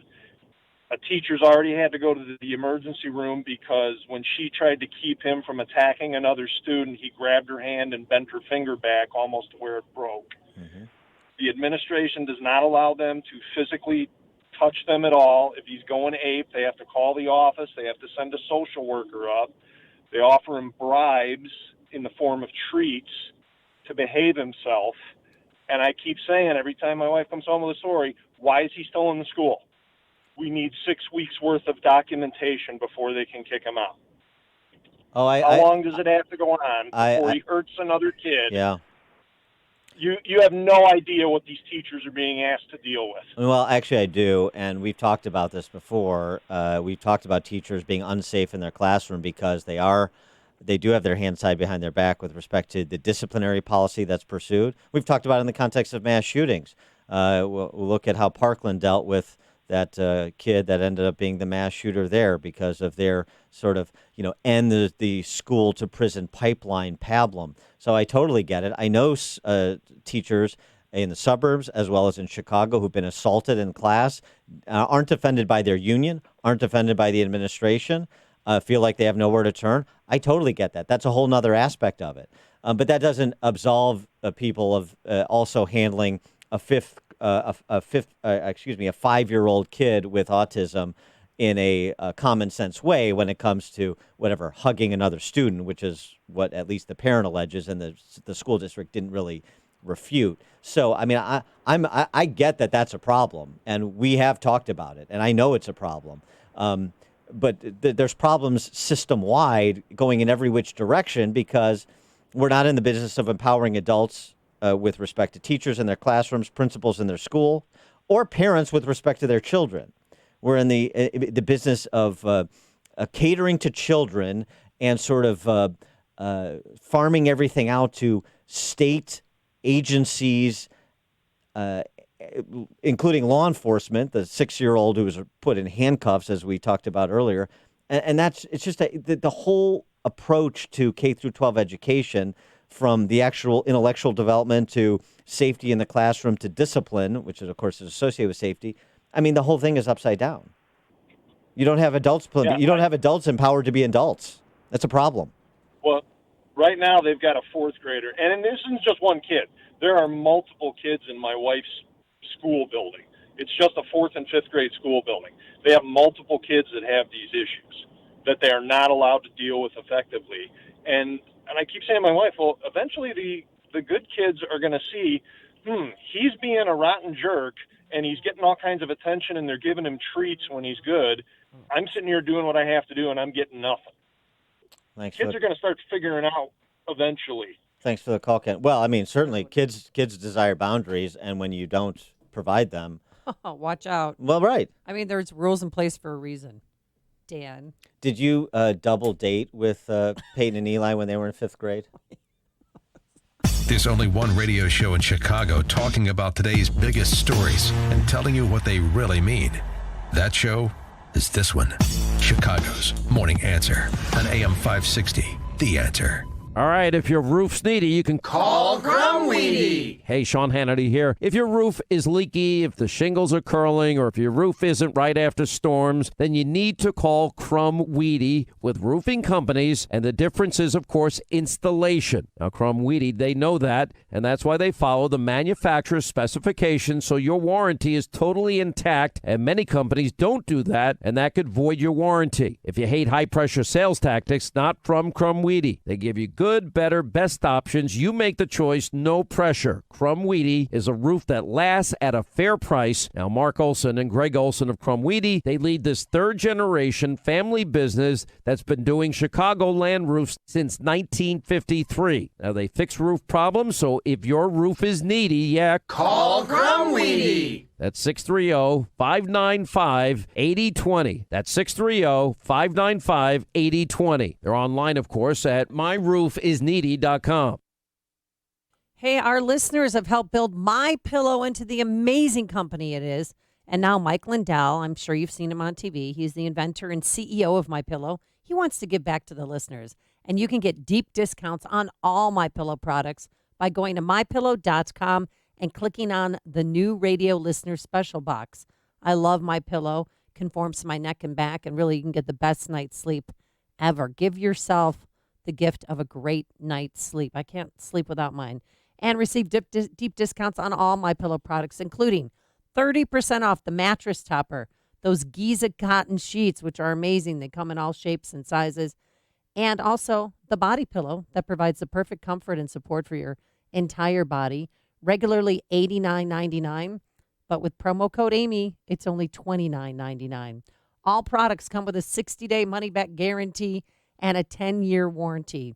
So go to MyPillow.com, click on the radio listener special box, and get those deep discounts on all those products, including, as I mentioned, the mattress toppers and those Giza cotton sheets.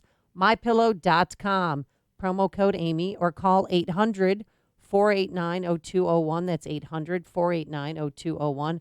MyPillow.com, promo code Amy. AM 560, The Answer. Coming up on Chicago's Morning Answer. So true. I know. Oh, it's the Dan Proft theme song. You fifth graders, take heed. Listen to Uncle Dan and yes. Coming up, Andy McCarthy will talk about the double standards on Ukraine at 8:08. But now here's Mike Scott. CTU members vote to authorize a strike. Feds raid village halls in the western suburbs. WIND, Chicago News Time, 8. President Trump is calling on a member of Congress to resign. I'm Dave Anthony, Fox News. Adam Schiff, the Democrat who chairs the House Intelligence Committee, who at yesterday's hearing gave his own version of the Trump-Ukraine call, alleging it was a mafia-like shakedown to get Ukraine to dig up dirt on an election rival, Joe Biden. You know what I'm asking, and so I'm only going to say this a few more times, in a few more ways. And by the way, don't call me again. I'll call you when you've done what I asked. Well, he was not reading the transcript in 24 hours. Angry tweets. Fox's John Decker live at the White House. The president tweeting Representative Adam Schiff fraudulently read to Congress with millions of people watching a version of my conversation with the president of Ukraine that doesn't exist. He continued, Adam Schiff therefore lied to Congress and attempted to defraud the American public. I'm calling on him to immediately resign from Congress based on this fraud. The president also defending his call in July with Ukrainian President Zelensky writing, it wasn't bad, it was very legal and very good. A continuing witch hunt. Dave? And John, back to Schiff. The Democrat reacted to a leaked recording of the president yesterday telling staff in private at the UN whoever leaked his calls details to the whistleblower is close to a spy. Bloomberg got a recording of what the president said. You know what we used to do in the old days when we were smart, right? With spies and treason, right? We used to handle it a little differently. I mean, said there again, if you couldn't hear it well, in the old days, we handled people and spies and treason differently. Well, Congressman Schiff tweeted that was witness intimidation and invitation to violence. The AP and the New York Times report the whistleblower works for the CIA. Ukraine's president is not happy the transcript of his call was made public, and Russia's president hopes more of these types of calls are not released, saying it's not normal. Americans did not go on a buying spree last month. Consumer spending rose just 0.1%. That's the smallest increase in 6 months, even though our incomes rose by 0.4. Inflation was flat. America's listening to Fox. Mostly cloudy skies, 64 degrees, 8:02 on AM 560, and good morning. I'm Mike Scott. Teachers' strike in Chicago is one step closer to reality. We need staffing in areas like nursing, for social workers, and for special education services. We need enforceable caps on class size. And yes, we need pay and benefits too, but pay and benefits alone are not enough. We care deeply about the learning and working conditions in our schools. Teachers could walk off the job as early as October 7. It would be the first walkout since 2012. Feds busy this week in the Chicago area with ongoing criminal investigations. Federal agents raiding several suburbs yesterday, targeting Democrats at village halls in McCook, Lyons, and Summit. Chicago fire officials are trying to figure out what caused a home to collapse in the city's Bridgeport neighborhood. A vacant home being renovated collapsed in the 1200 block of West 32nd Place. No injuries reported. A portion of the CTA's Blue Line will be shut down for repairs tonight. Service between O'Hare and Rosemont stations will be halted for over a week. Track work will start around 10 p.m. There will be free shuttle buses for impacted riders. Pirates 9-5 winners over the Cubs in Pittsburgh. Cubs will visit the Cardinals tonight and play out the string. Sox winners over the Indians 8-0 at Guaranteed Rate Field, and the Blackhawks visit the Bruins tomorrow for a preseason clash. It's 8:03, time for the AM 560 Business Beat. a service of Signature Bank, helping local businesses succeed. Visit signaturebank.bank for all of your commercial banking needs. From the Fox Business Network, here's Lillian Wu. From the Fox Business Network, stocks in Asia sinking on signs of weakness out of China, uncertainty surrounding the U.S.-China trade talks, and the volatility in Washington as an impeachment fight continues. European markets are higher, though, getting a lift from German consumer confidence data. That order from DoorDash could be coming with a side of trouble for nearly 5 million people. The food delivery service confirming a data breach affecting customers, delivery workers, and merchants. The breach happened May 4th, but the company says customers who joined after April 5th, 2018 aren't affected. And the U.S. is number one when it comes to multimillionaires. A report by WealthX says the U.S. has 81,000 ultra high net worth residents. That's people worth more than $30 million. And it comes to more than China, Japan, and Germany combined. With the Fox Business Report, I'm Lillian Wu. 8:04 on AM 60. It is 560. It's time for a dry basement in a healthy home. Time to call Permaseal, 800-421-SEAL. A check of traffic and weather is on the way next on AM 560. Tickets for Freedom Summit 2019 sold out in record time in response to the high demand. We've opened up an overflow room for attendees to watch the event on Saturday, November 2nd at the Westin Chicago Northwest. Overflow tickets are on sale now, but are selling fast. Get yours at freedomsummitchicago.com. That's freedomsummitchicago.com. Sponsored in part by Glass Doctor, Unistaff, DS Arms, the Chimney and Fireplace Authority, and by Mars Medical Equipment and Supply.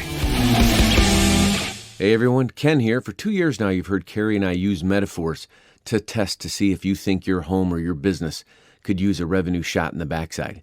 Today, because of our new website, I can be a little bit more direct. Income Store has 2 doors. If you have more time than money, you're going to live under door number 1. You're going to see over 400 digital assets, 5 to 20 minutes apiece, that'll teach you how to manage numbers and lead people, or show you 6 growth tips you've never heard of. All of this so you can start growing your home or your business revenue literally immediately. If you have more money than time, door number 2 is going to be for you. You can view some of our managed services, look for more done-for-you packages. 34% of Americans in 2018 visited one of our managed services. Forbes 3 years in a row quoted, Income Store is an expert at generating home or business revenue. If you'd love to explore how to check out adding revenue to your home or business, just go to incomestore.com. That's incomestore.com. All money managers might seem the same, but while some give their clients cookie-cutter portfolios, Fisher Investments tailors portfolios to your goals and needs. Some only call when they have something to sell. Fisher calls regularly, so you stay informed. And while some advisors are happy to earn commissions whether you do well or not, Fisher Investments fees are structured so we do better when you do better. In other words, we're on your side. Maybe that's why most of our clients come from other money managers. So if you're in or nearing retirement, talk with us and find out why investors are switching to and staying with Fisher Investments. Fisher Investments. Clearly better money management. Investments in securities involve the risk of loss. Visit us at FisherInvestments.com to find out what we can do for you. 8:07 AM 560 Traffic Center time. Here's Jim Talamonte. In Grace Lake, Center Street is closed west of 83 due to a crash. We're seeing delays on the inbound Kennedy starting at Austin. 43 minutes O'Hare to downtown. 31 from Montrose, 34 in the Express. Outbound 37 minutes to the airport. Eden's 19 minutes, Lake Cook Junction. Outbound 32 at the crash at Old Orchard, the 2 right lanes. Eisenhower, an hour and 2 minutes, 390 to downtown, 46 minutes from Manheim. Stevenson, an hour, 355 to Lakeshore Drive. Ryan is 32 minutes, 95th to downtown. Northbound Tri-State delays are from the 83rd Street toll to 47th and from the Reagan toll at Lawrence. It's about Adams toll at 59 to Barrington Road and Manheim to the Tri-State. That's traffic. I'm Jim Talamonte on AM 560, The Answer. Chicago's Morning Answer continues next. In our 1-hour heating and air conditioning weather center, the latest on your forecast with meteorologist Steve Williams. Clouds and windy, occasional rain and a thunderstorm can't be ruled out this afternoon, high 73. Periods of rain, thunderstorm this evening, cloudy tonight, low 60. Clouds tomorrow, shower and a thunderstorm, and the high at 64.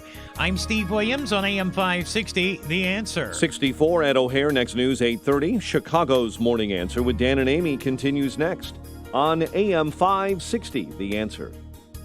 Don't forget that you can watch Chicago's Morning Answer on the Income Store live video stream every morning at 560theanswer.com. This is Chicago's Morning Answer with Dan Proft and Amy Jacobson on AM 560, The Answer.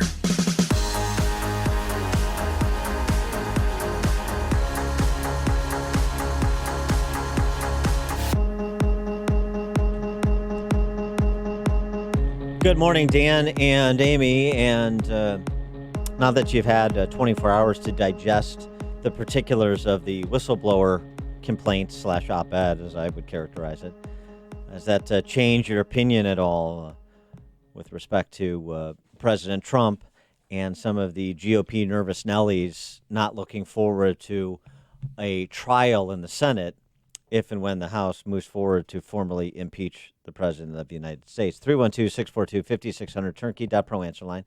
64636DA, turnkey.pro text. I know there's a lot to inform this discussion that began in earnest yesterday with DNI Director, that's redundant, DNI Joseph McGuire testifying before the House Intelligence Committee, which, of course, chose to hold their inquiry in public rather than to make a spectacle, rather than just do it quietly behind closed doors. And Joseph McGuire served 3 decades as a Navy SEAL. I did not know that. That's impressive. One response, some observations from a former CIA analyst and NSC official who edited transcripts of POTUS phone calls with foreign leaders.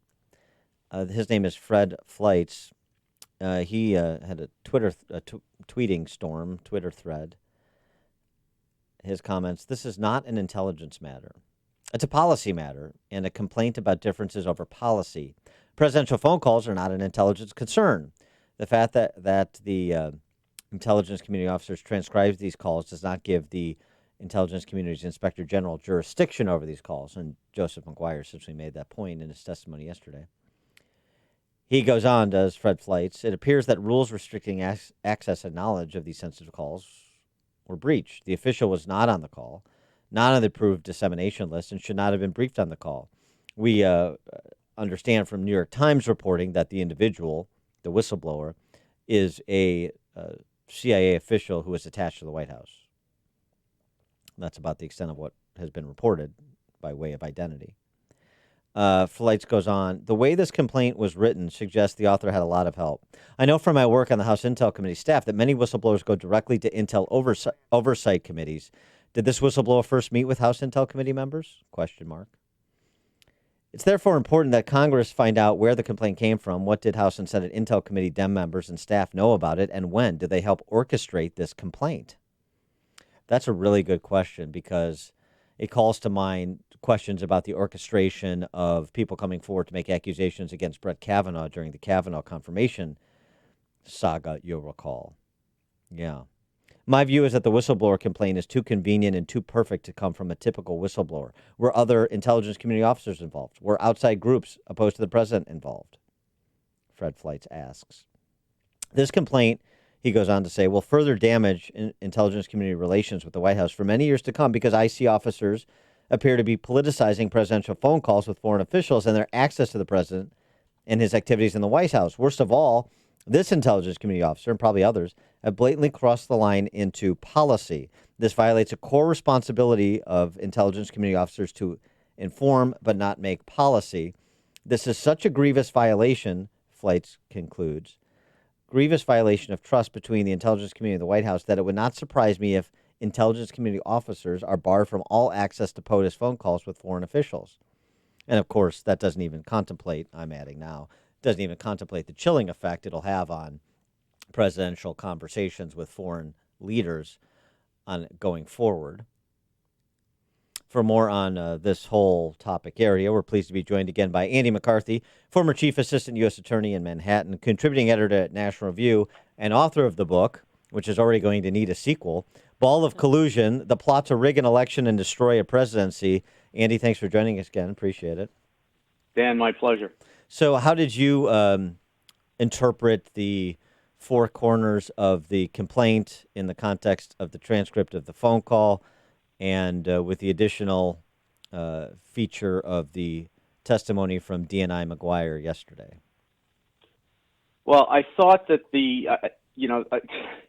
to me, the complaint is still very secondary because we now have the evidence. And I guess, I know that I guess my main view of it is that we wouldn't be hearing about the process or the complaint if the main grist of the complaint, which is the conversation between Trump and Zelensky, if that were as explosive as it were advertised, they wouldn't be needing to, bring out the complainant and bring out the complaint and see how the complaint described the conversation. You and I now know more about the conversation than the whistleblower did when the whistle was blown, right? So, I guess as a former prosecutor, I was frequently in a situation where we got a tip of information, and then once you get the tip of information, then it has served its purpose once you have the actual information, like the actual evidence. And it seems to me that the conversation between the two presidents, I wouldn't call it much ado about nothing, but I think it was greatly overblown. So I don't understand what the whole song and dance is about the complaint. I think it's very interesting that the complaint has some things wrong about the conversation. Right. Yes. And it certainly looks like it's cobbled together in a way that is very suggestive of outside help. And there are now reports about it being very politicized help. We'll have to see where all that goes. But I just don't think the conversation is much of anything. And if the conversation isn't much, I don't see how the complaint helps it. Well, there's no quid pro quo, but Democrats seem to be zeroing on how the phone call was placed in a separate electronic file. What do you know about that? Well, first of all, what I looked into this a little bit last night, and what I understand is that when President Trump's conversations with the President of Mexico and the Prime Minister of Australia were leaked by rogue elements of the intelligence community toward the beginning of his administration, they began to take extraordinary measures to protect his conversations with foreign leaders. So this probably was not the first time that was done, and I don't think it was done. They're going to have to go a long way before they prove that it was done in order to conceal this particular call as opposed to other calls that he has. But even if that were true, and I don't think it is, I guess two things occur to me. Number one, given the commentary about Macron and Merkel, that is the kind of stuff that would normally be designated top secret, and there would be very limited distribution of it because the president and another president or another foreign leader's commentary about other foreign leaders is not something we would want to get at. That was why I was so surprised to see this conversation released. I heard that they said that it was okay with Zelensky that it be released. I doubt it was okay with Macron and Merkel, and I doubt it was okay with people in the intelligence community who have to deal with those countries and people in the State Department who do. That's the kind of stuff that gets classified top secret all the time. So I don't really see what the big problem is with treating something that should have been designated top secret as top secret. But, as a legal matter, that would be in the nature, hiding something would be in the nature of consciousness of guilt. Consciousness of guilt evidence is always very good if you have guilt in the first place. That is, if somebody has done something that is prosecution worthy, and then they either lie or take actions to conceal it, then that helps you prove intent at trial. It can be very powerful evidence, but it's a nothing unless you have the underlying crime in the first place. Well, you and also if people are just I was just going to say, if people stupidly conceal stuff that isn't actually criminal, there's no stupidity crime in the federal code. If it was, we'd have very busy U.S. attorneys' offices. And you also have the additional wrinkle of the disclosure of the whole thing. You mean the fact that Trump has put it out? Yeah. Yeah, well, I think that's, I didn't think that was a good idea. I suppose it is a good idea now for Trump's position, because if you don't put it out, then all you would have would be this complainant's version of it. Or even worse, you'd have something like the ridiculous thing that Adam Schiff did at the beginning of the hearing yesterday, which was like, that wouldn't even get into a grade C mobster movie. But, if you don't have the actual conversation, you're at the mercy of people who are willing to make it up. So from that standpoint, it's a lot better to have the real thing than nothing. But all you can say about that is it's better in the here and now in connection with this controversy. As far as the long-range effect of it, and the fact that now foreign leaders who we want to have communicate with our leaders and who we want to have be able to have sensitive and candid conversations. Would you pick up the phone and call an American official under these circumstances? Well, yeah. And boy, it's something, isn't it? Do you ever sit back and say, boy, Adam Schiff and I are both officers of the court? Isn't that interesting? Yeah. Well, I sat back yesterday, Dan, and because I've been questioned by that committee. I testified before that committee a couple of months ago. I thought that was peculiar because they wanted me for 3 hours, and Mueller, who wrote the report that I was testifying about, they only wanted him for 2 hours. I thought that was a little. That's but did he really write the report, though? Well, I don't think he really wrote that. Sorry. But Amy, I wrote my testimony. Well, you should have. I want that. Good. Hey, I wanted to just bottom line this, because you have officers of the court or members of Congress like Adam Schiff who've already served as a judge, jury, and executioner long ago on this topic, but are doing so again. Right. And Judge Napolitano on Fox News got into this back and forth with the Joe DiGenova over whether or not Trump committed and admitted to a crime. From what we know now, what you've seen and read as a former federal prosecutor, is there any crime here? Is there a statute that can be pointed to that Trump violated? No, and the thing here that's worth looking at, with due respect to Judge Napolitano, who's a very good guy and a smart guy, but is not an expert on federal criminal laws. Joe DiGenova, who was a longtime U.S. attorney in Washington, is. Amy just mentioned the Mueller report a couple of minutes ago, or whoever wrote it, right? They were clearly trying to nail Trump or the people around Trump, right?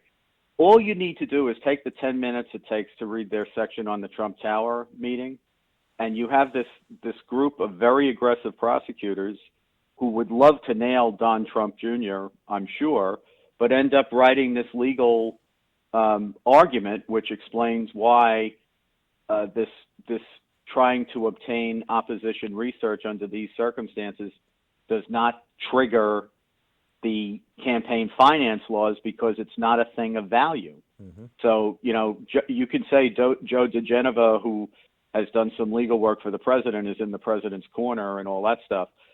I would suggest people look at the Mueller report in that section, and you get these prosecutors who really are trying to make the case, and they're saying, look, the campaign finance laws don't apply here because this kind of assistance simply isn't a thing of value. And the other thing I would just add to that is, if you're going to nail a president and we're going to have an impeachment thing, I'm all for impeaching presidents who violate the law. That's okay with me. But it's got to be something other than a campaign finance violation. I mean, campaign finance, it used to be the conservatives' beef with campaign finance, which is still mine, is that they violate the First Amendment. Yeah. They're not even something that we treat as a crime all the time. Very often, the Justice Department just refers it to the FEC for an administrative fine, as they did with the Obama 2008 campaign, which committed about $2 million worth of campaign finance violations. So you want to impeach the president over a crime?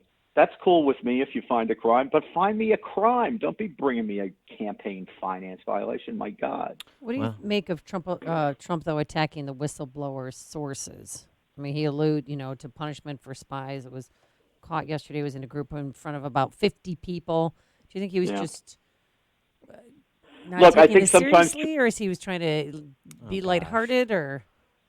I think Trump tries every now and then. It tries to be funny very often, and very often he is funny, and sometimes he's reprehensible. And yesterday was in the reprehensible category. And I say this as somebody who is sympathetic to Trump, in that I can't stand these, brave, progressive public servants hiding behind these laws and all this anonymity. I think they ought to find out who this is and who these other people are. According to this, it's people in the White House staff.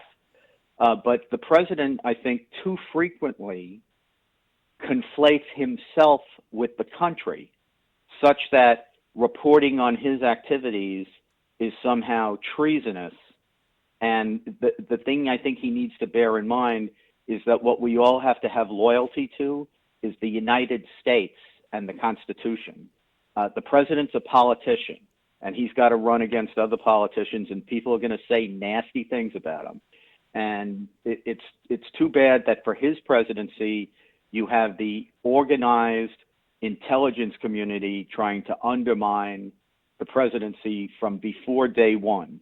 And they absolutely should go to the mat and try to figure out who the leakers are. And if they can find them, they should prosecute them. But to suggest that people who are opposed to the president are spies, and that maybe we ought to treat them like we used to treat spies, wink, wink. I wrote a column earlier this week about this incredibly stupid thing Bill Weld said about how, execution. That Trump had committed treason, and the only penalty for treason is death, which is not true. But I mean, just to say it was just beyond idiotic. It's not any better when the president does that stuff. No, I agree. I mean, look, and it's one of these things now after the last 3 years, everybody should just stop using treason because it's being rendered, it's like racism. It's being rendered meaningless through overuse and misapplication. Yeah, I'm waiting for someone to use it correctly. He's Andy McCarthy, former chief assistant U.S. attorney in Manhattan, contributing editor at National Review, and you got to pick up his book, Ball of Collusion, The Plot to Rig an Election and Destroy a Presidency, and I assume he's already busily working on Volume 2. Andy, thanks for I'm waiting for you guys to give me the Temptation song to go with it. There you go. Oh. There you go. Andy, thanks for joining us. Appreciate it. Have a great weekend. You too. Take and care. he joined us on our turnkey.pro answer line. Before you see it on TV, share it on Facebook, or read about it in the paper, hear it here first. This is Chicago's Morning Answer on AM 560. The Answer. Listen up, Chicago area. Are you interested in making active and passive income each month flipping real estate tax liens? Then listen to this. The ProSource Tax Lien Company is offering a free tax lien flip kit, which contains educational videos and a step-by-step report that will show you how to earn government-regulated returns up to 18% that are secured by real estate. Plus, see how you can access tax lien inventory not available to the public. So, if you want to become a real estate investor without swinging a hammer or being a landlord, then text Chicago to 31,000 now to get your free tax lien flip kit and get ready to learn how to flip tax liens and acquire houses well below wholesale prices with great profit potential, all from home working part-time. Text Chicago to 31,000 right now to get your free tax lien investor kit, plus 2 free tickets to a live training event, which includes a free smartwatch just for attending. Text Chicago to 31,000. That's Chicago to 31,000 for your free tax lien kit now. Individual results may vary. Picture your son after his first year of college. What kind of man do you hope to see? A noble young man who commits to do the right thing simply because it's the right thing. Northridge Prep builds that kind of man. And an open house on Sunday, October 20th. See what makes Northridge Prep the #1 all boys and #4 best Catholic school in Illinois, according to niche.com. My friends who send their sons to Northridge Prep rave about it. They say it challenges their sons both academically and to be men of character. It's a good place to be a boy. Northridge Prep is an independent boys' school for grades 6 through 12. Their all AP and honors curriculum produces men who think for themselves. Graduates attend the best universities, including the Ivy League. All the teachers are role models. Nearly half attended a top 20 university. So don't miss Northridge Prep's open house on Sunday, October 20th. You take your boys to Northridge Prep, boys at grades 6 through 12 to Northridge Prep on October 20th, and you take your girls, grades 6 through 12, to Willows Academy, the sister school, on November 3rd. There you go. Register online at northridgeprep.org. That's northridgeprep.org. Policies issued by American General Life Insurance Company, Houston, Texas. Not available in all states. For details, visit AIGdirect.com. Do you have a family? Would you like to help make sure they'll be taken care of if anything were to happen to you? If you answered yes, you probably need life insurance.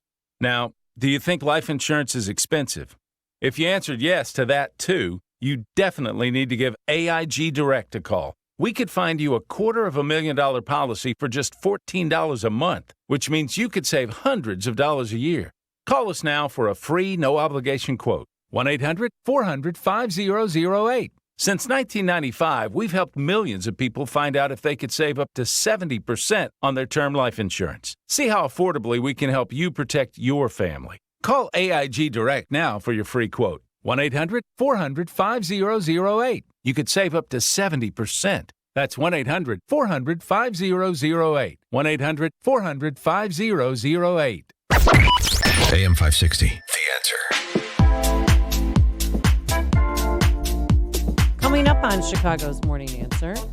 Wall Street sends a message about Elizabeth Warren, and Joel Kotkin over at City Journal sends a message about Silicon Valley and the Democrats. We'll talk to Mr. Kotkin about that at 8:38. But now let's head into the newsroom. Here is Mike Scott.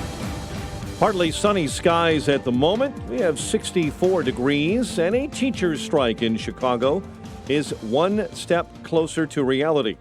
The CTU voting by a huge margin, they say, to authorize a work stoppage if contract negotiations fail. The result sets the stage for about 25,000 educators to walk off the job as early as October 7. President Trump suggesting that whoever leaked information about him to a whistleblower may have committed treason.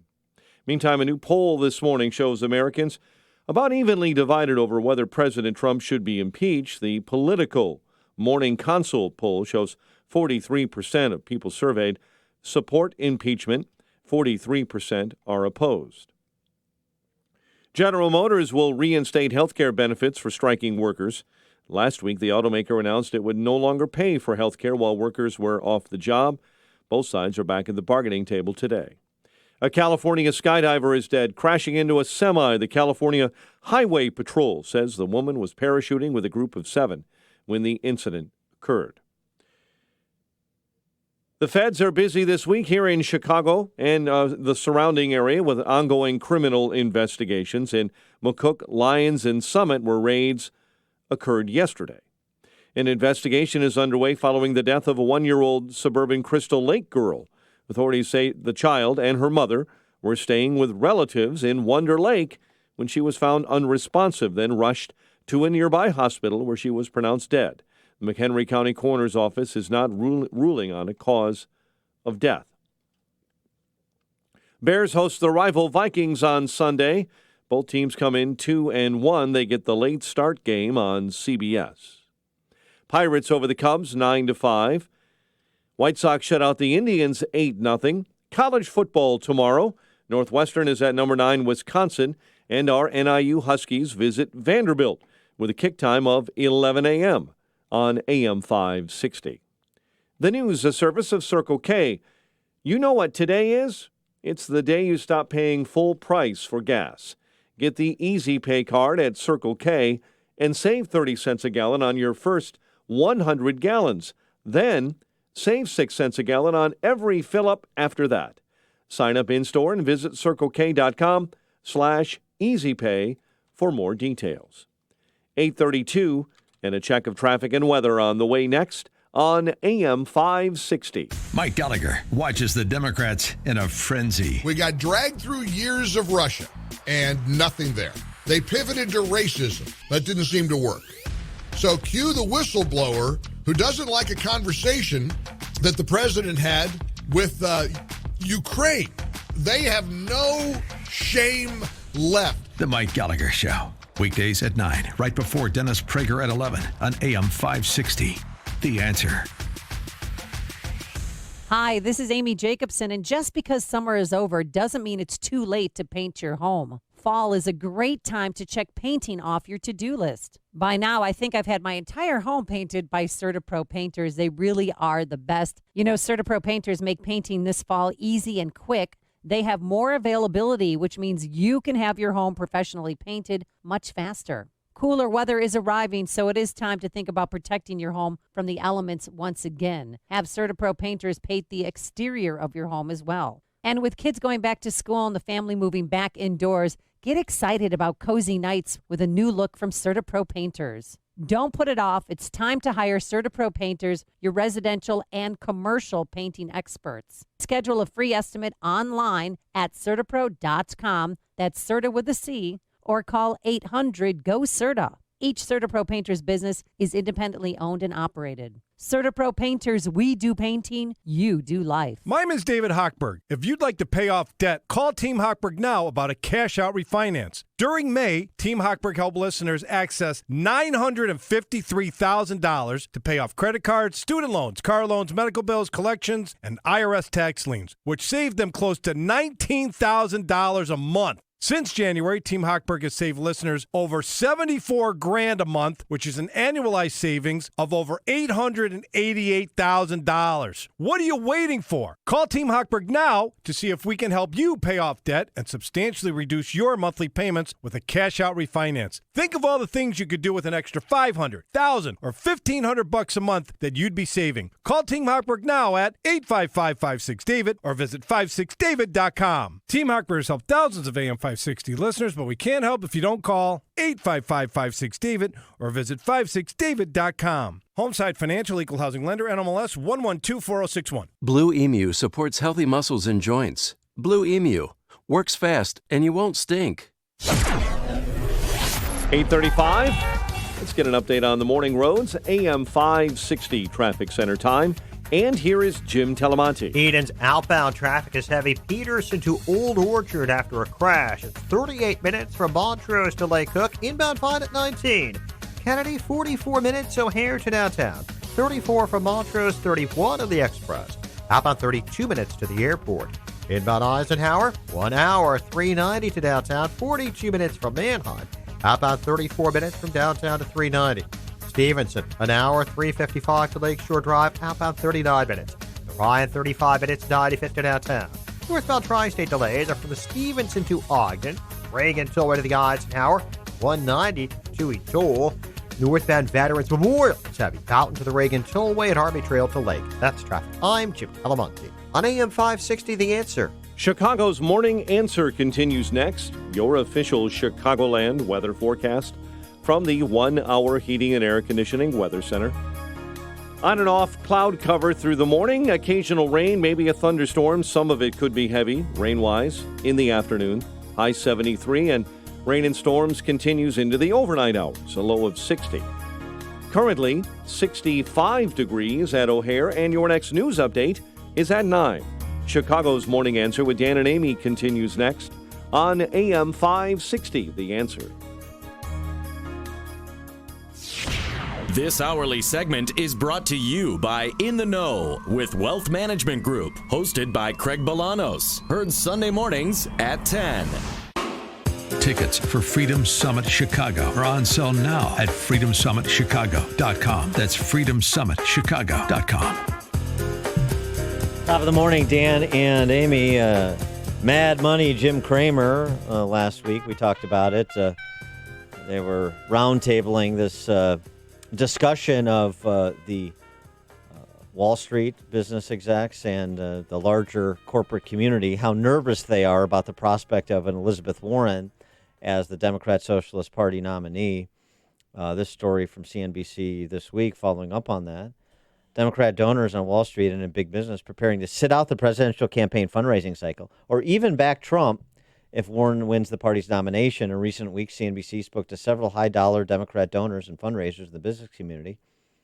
And this is worth noting, by the way. Republicans synonymous with, and conservatives in particular, synonymous with big business? No, I don't think so. No, I don't think so. The paper pushers and the rent seekers in Fortune 1000 C-suites and on Wall Street are leftists. Yeah. With few exceptions. CNBC speaking to these leftists and finding that they would love to help the party, as one private equity exec said. You're in a box because you're a Democrat and you're thinking, I want to help the party, but she's going to hurt us, so I'm going to help Trump. Now, I don't know how this will impact how Democrats think about who their nominee is going to be, but it provides great fodder for Elizabeth Warren to continue to prosecute her populist case in the primary, that's for sure. Similarly, big tech. Are they getting mugged by the reality of the policies and policymakers they've supported and continue to support to a large extent?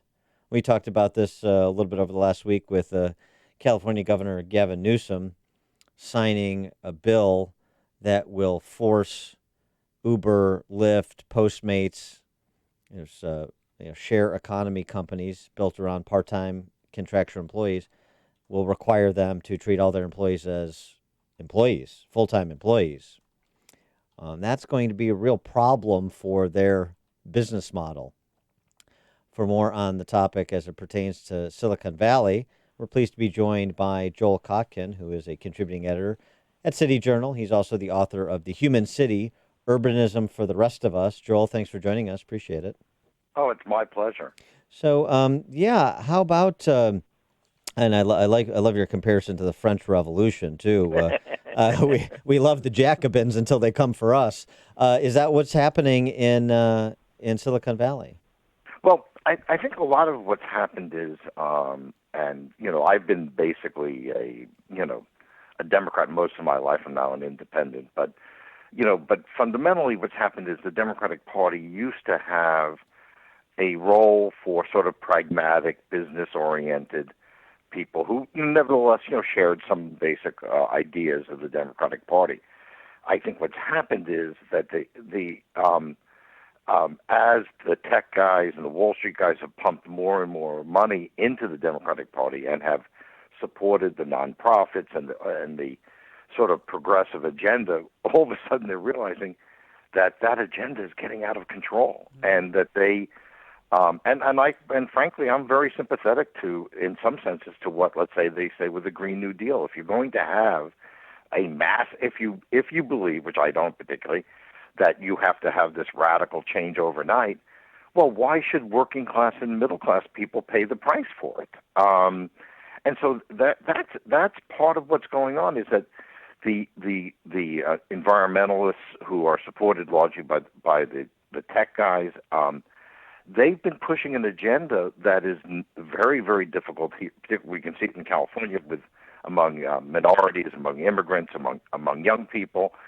And so they've been pushing this agenda, and now suddenly even their own employees are saying, by the way, why am I making $80,000 a year working 50 hours, 60 hours a week, while some investor is making billions of dollars off what I'm doing? I mean, once you start opening that discussion, people start to say, there's something wrong here. Or like my favorite is, when you have people saying, well, we have to cut back on our lifestyles, and people shouldn't fly, and they shouldn't do this, and they shouldn't do that. Oh, by the way, I'm taking my private jet to the Google conference on climate change. And I'm saying, what?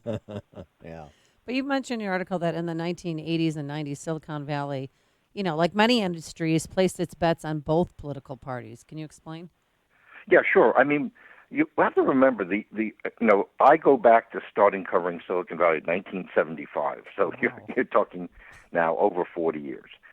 In those days, Silicon Valley was certainly not conservative in the sort of southern sense of conservative, but was kind of your practical, in many ways, kind of Midwestern, pragmatic conservative, moderately liberal, and the Democrats who got elected tended to be moderately liberal, and and many of the Republicans were sort of, there were people like Tom Campbell, Ed Schau, before them Pete McCloskey, who were Republicans, but were not far right Republicans, and now what you see is that the combination of the Greens, the public employee unions, and some developers who sort of want to make sure that nobody can live anywhere but in a dense apartment that they rent. Those groups have coalesced behind the Democratic Party, and the old sort of practical side of Silicon Valley has sort of been wiped out. The Silicon Valley representatives tend to be pretty far left, and it'll be very interesting. I mean, even in where I live in Orange County, our district has our congressperson is a Elizabeth Warren person. Well, this is a fairly affluent district. I'm wondering whether people understand that that if Elizabeth Warren comes in, they're going to be paying $20,000, $30,000, $40,000 more in taxes, of which they will get virtually no benefit. Yeah, so I mean, it seems to me like you're in agreement with Peter Thiel, the billionaire tech investor's assessment of Silicon Valley and why he finds what's going on there so disturbing. Because frankly, people like Peter Thiel and Palmer Luckey and some of the other lesser influentials that have been drummed out of places like Google and Facebook, seemingly for their political beliefs, not their work performance, how just intolerant and silly the place has become to its detriment. Well, and also part of it is money. I mean, just when you mentioned the French aristocracy, when you're living it up and you're at the very high levels and your feet really never touch the ground, you can have all sorts of crazy ideas. And also, if you're Tom Steyer and you made a fortune in fossil fuels and in minerals, and now you're wealthy beyond any need that you'll ever have or your family will ever have, then you can decide to become possessed by a crusading spirit because fundamentally it doesn't affect you. Yeah, there was who was I think it was a Forbes columnist. I'm blanking on who it was exactly, but basically said hypocrisy is the point for these people because what it signals is the rules don't apply to me. I can do a 180. I can go make $1 billion in fossil fuels, and then I can say we need to completely deindustrialize our economy and ban fossil fuels in the next decade. That hypocrisy means is an indicator that I play by a different set of rules than the hoi polloi. Well, that's exactly what you have now. And so one of the things I find really disturbing is I go to let's say a place like Texas and I see, because the policies are more pro business and so people can build, let's say, townhomes for young people who could buy, let's say in West Houston for $175 and still have job opportunities. In California, for that to get that kind of price, you have to literally be living in the middle of the desert because and not near anything. I mean, we've created policies that are terrible for families, for the middle class, for the working class in particular. And what I wonder about is, as I am not a Trump supporter at all, but I've got to ask these people. You think it's going to be better if the price of gasoline, let's say I don't know what it is in Illinois. Here it's hitting $4 a gallon at a time with low gas prices. Now look, it doesn't affect me. I ride my bike to a lot of places. I don't have to commute a huge amount. But boy, if I lived in, let's say, Riverside, California, and had to go to Long Beach every day, it would be ruinous. Yeah, right. Well, you have to regressive carpool. tax. Yeah, well, you're lucky you don't live here because our gas tax just increased twofold. Yeah, well. Really? Well, I mean, the interesting thing for the Democratic Party is they seem to have taken California more or less as their model. And, of course, part of the thing is one thing California has that let's say, Illinois doesn't is we do have Silicon Valley. So there is a pot of money which at least temporarily can paper over things. You don't really have that. But states are taking positions, like, for instance, for Beto O'Rourke to start talking about banning fracking, and he's in Texas. Like, you really ever think he can ever run again? I mean, for all kinds of combination, reasons. Yeah. And so what seems to have happened is the Democratic Party sort of lost its mind. I mean, I think that's a lot of it, and I think that even among my friends, let's say at the New York Times, who are fairly liberal, they're terrified by the 20-somethings who are, pushing an agenda that they know the vast majority of the population doesn't want. Well, so it seems to me it used to be like with Wall Street and big tech. I know you got to beat us up. Those guys saying to the Dem politicians, I know you got to beat us up and play politics with us. No big deal. But wink, wink, nod, nod. We're all on the same team. We'll help out, and you're not going to go over the edge with respect to regulating us or preventing us from developing technology, improving our business, making money, so forth. Is that changing at all? I guess would be my question. Or are Google and Facebook still all in to allegedly manipulate searches to benefit whoever Trump's opponent is? Are they starting to say, well, wait a second, they really are coming for us and there's no more wink, wink, nod, nod? It's hard to say. There may be a division between the upper management people, who have a lot to lose, and the employees. The problem that Silicon Valley has, and to some extent Hollywood to a somewhat lesser extent, is you're living in that particular soup. You're living in a world where there is no alternative to progressivism. There is no debate. Universities have become, pretty much lockstep. I mean, they, and particularly the more elite universities. So they're really, I really think that these companies themselves have a problem because they've got a huge group of people who know they can never buy a house, many of whom, feel they can never really start a family. So they adopt a different point of view. It's like I always tell my conservative friends, if you have economics that mean that you can never buy a house, you'll never achieve a middle-class quality of life, you'll always be dependent on subsidies. Well, why not? Why shouldn't they vote for Elizabeth Warren or Bernie Sanders? There's nothing for them to gain from this system that we have now, and a lot of people, I think that's what they feel. And remember, they've come out of a university system that is literally a re-education camp. He is Joel Kotkin, contributing editor at City Journal, author of The Human City, Urbanism for the Rest of Us. Joel, thanks for joining us. Appreciate it.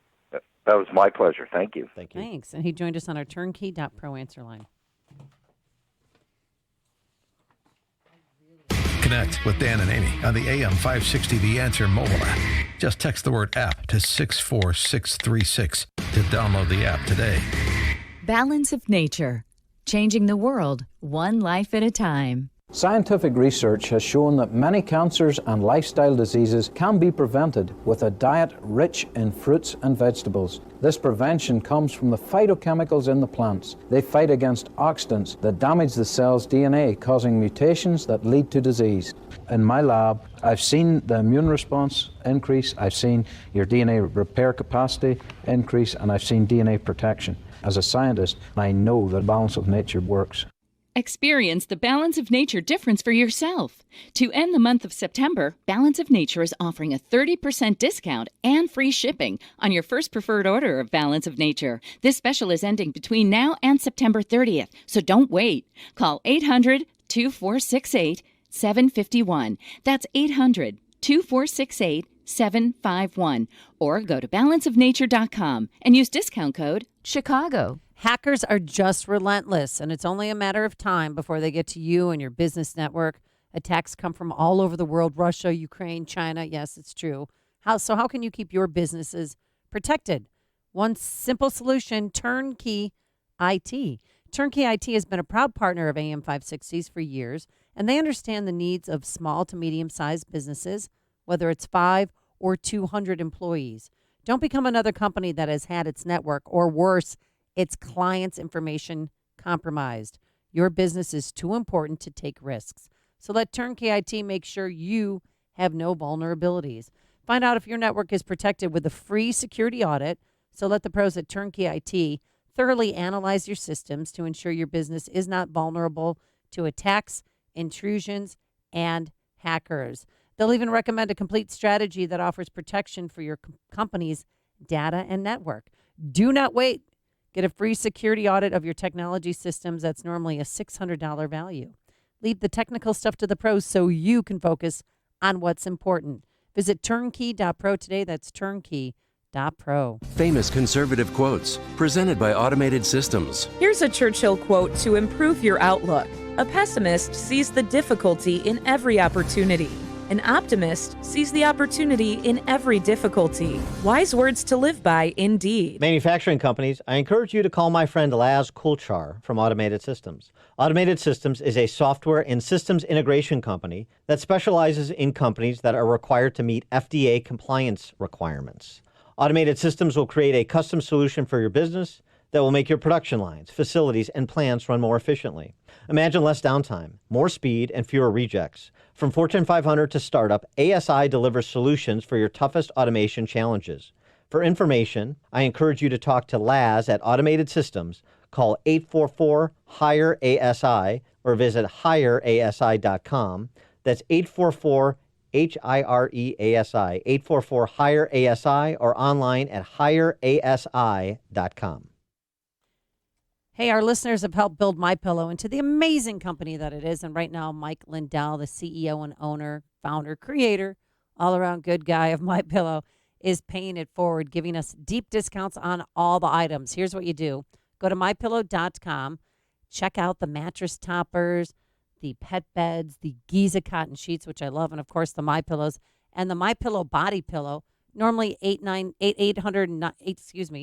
I'm really bad with numbers, $89.99, but it's only $29.99 if you type Amy in the promo code when you check out. So go to MyPillow.com, and when you check out, type Amy in the promo code, and voila, 30% off everything. MyPillow.com. AM 560, The Answer. Dan and Amy, you want to hear from the kids on impeachment, don't you? You got to see what future generations poised to lead us into greatness of a world without fossil fuels and poverty and sickness. Heaven on earth. What is Greta Thunberg back? What they think about all this? Yeah, well, she's just a few years behind these students at Marymount College in Virginia. Campus Reform went over there to ask them about Trump impeachment. Do they support Trump's impeachment? And on what basis, if they do? This is instructive. Speaker of the House announced that they will be moving forward with an impeachment inquiry. Do you agree with her? Do you think President Trump should be impeached? I think he should be impeached. He definitely has done enough things to be impeached. That's a great thing. I mean, I thought she would wait a little bit, but they want to get it done right now, so that's good. And do you think President Trump should be impeached? Absolutely. Yeah, I think he should. And he's put a very bad name for this country too. So, but as far as like impeachable offenses, like saying like this is a reason that you should be removed from office. I'm sure there's reasons that I don't know of, but I've not seen one certain reason to impeach him. Is there anything that comes to mind specifically that you would say that's why he should be impeached? I don't know if I can say any specific type of event or specific action. What do you think is an impeachable offense he's committed? Well, I'm not that into politics. I don't really pay that much attention to it, but I think just the fact that he's trying to run immigrants out of the country. What would you view as a specific instance of saying this is an impeachable offense? Honestly, I think it's a lot of just how popular he is. And so even though you're so popular and popping right now, it's not good for America. That's what I believe. I would say because you're literally tearing apart families, all the little immigrant children that are in the little camps and stuff while their parents are showing where their kids are freaking out. He's literally destroying families. An impeachable offense is when you do actions that directly affect the whole country, and if your presidency is not helping the welfare of the country, then I don't really think you should really be in office. And so if the offenses that they're able to collect show that what you've done has hurt the citizens that you're supposed to be defending, then it's an impeachable.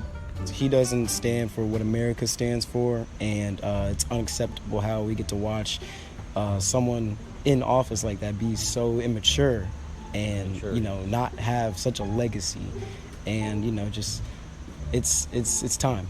As a Hispanic, I feel like he's just really against minorities in general, which makes up a lot of the country. So I think somebody that's that full of hate with people that live like citizens of the country, like I don't think he should be president. I think he's not really there for the right reasons. I don't think he's like really trying to protect everybody in the United States. I'll tell you what, you can criticize the quality of those arguments for impeachment, but they're just as good as many of the arguments that are being made by Democrat members of Congress and Democrat socialist presidential candidates. I don't like him, therefore it's impeachable. Too popular. I mean, how are those different than AOC's impeach him for cutting taxes, impeach him for putting a citizenship question or desiring to put a citizenship question on the census form? So again, that's embarrassing. Now those are the people that we're supposed to turn over the keys to. Right. I don't think so. I don't think you're quite ready yet. And by the way, stay on your parents' health insurance till you're 26 too while you're at it. Coming up. Gosh, we're done. We had a wonderful week, didn't we, Dan? It must have flown by for you. It did. Longest week of our lives.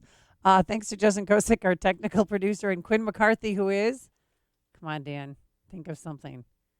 We already used Kyle Fluffer earlier this week. He's Jeffrey Tobolsky's birthday party coordinator. Yes. Have a wonderful weekend. We'll see you back here bright and early on Monday morning. Now here is Mike Scott. Chicago Teachers Union members voting to authorize a strike. The feds raid the Village Hall in McCook, Lyons, and Summit. Chicago's new ICE director is blasting Chicago's sanctuary city ordinance.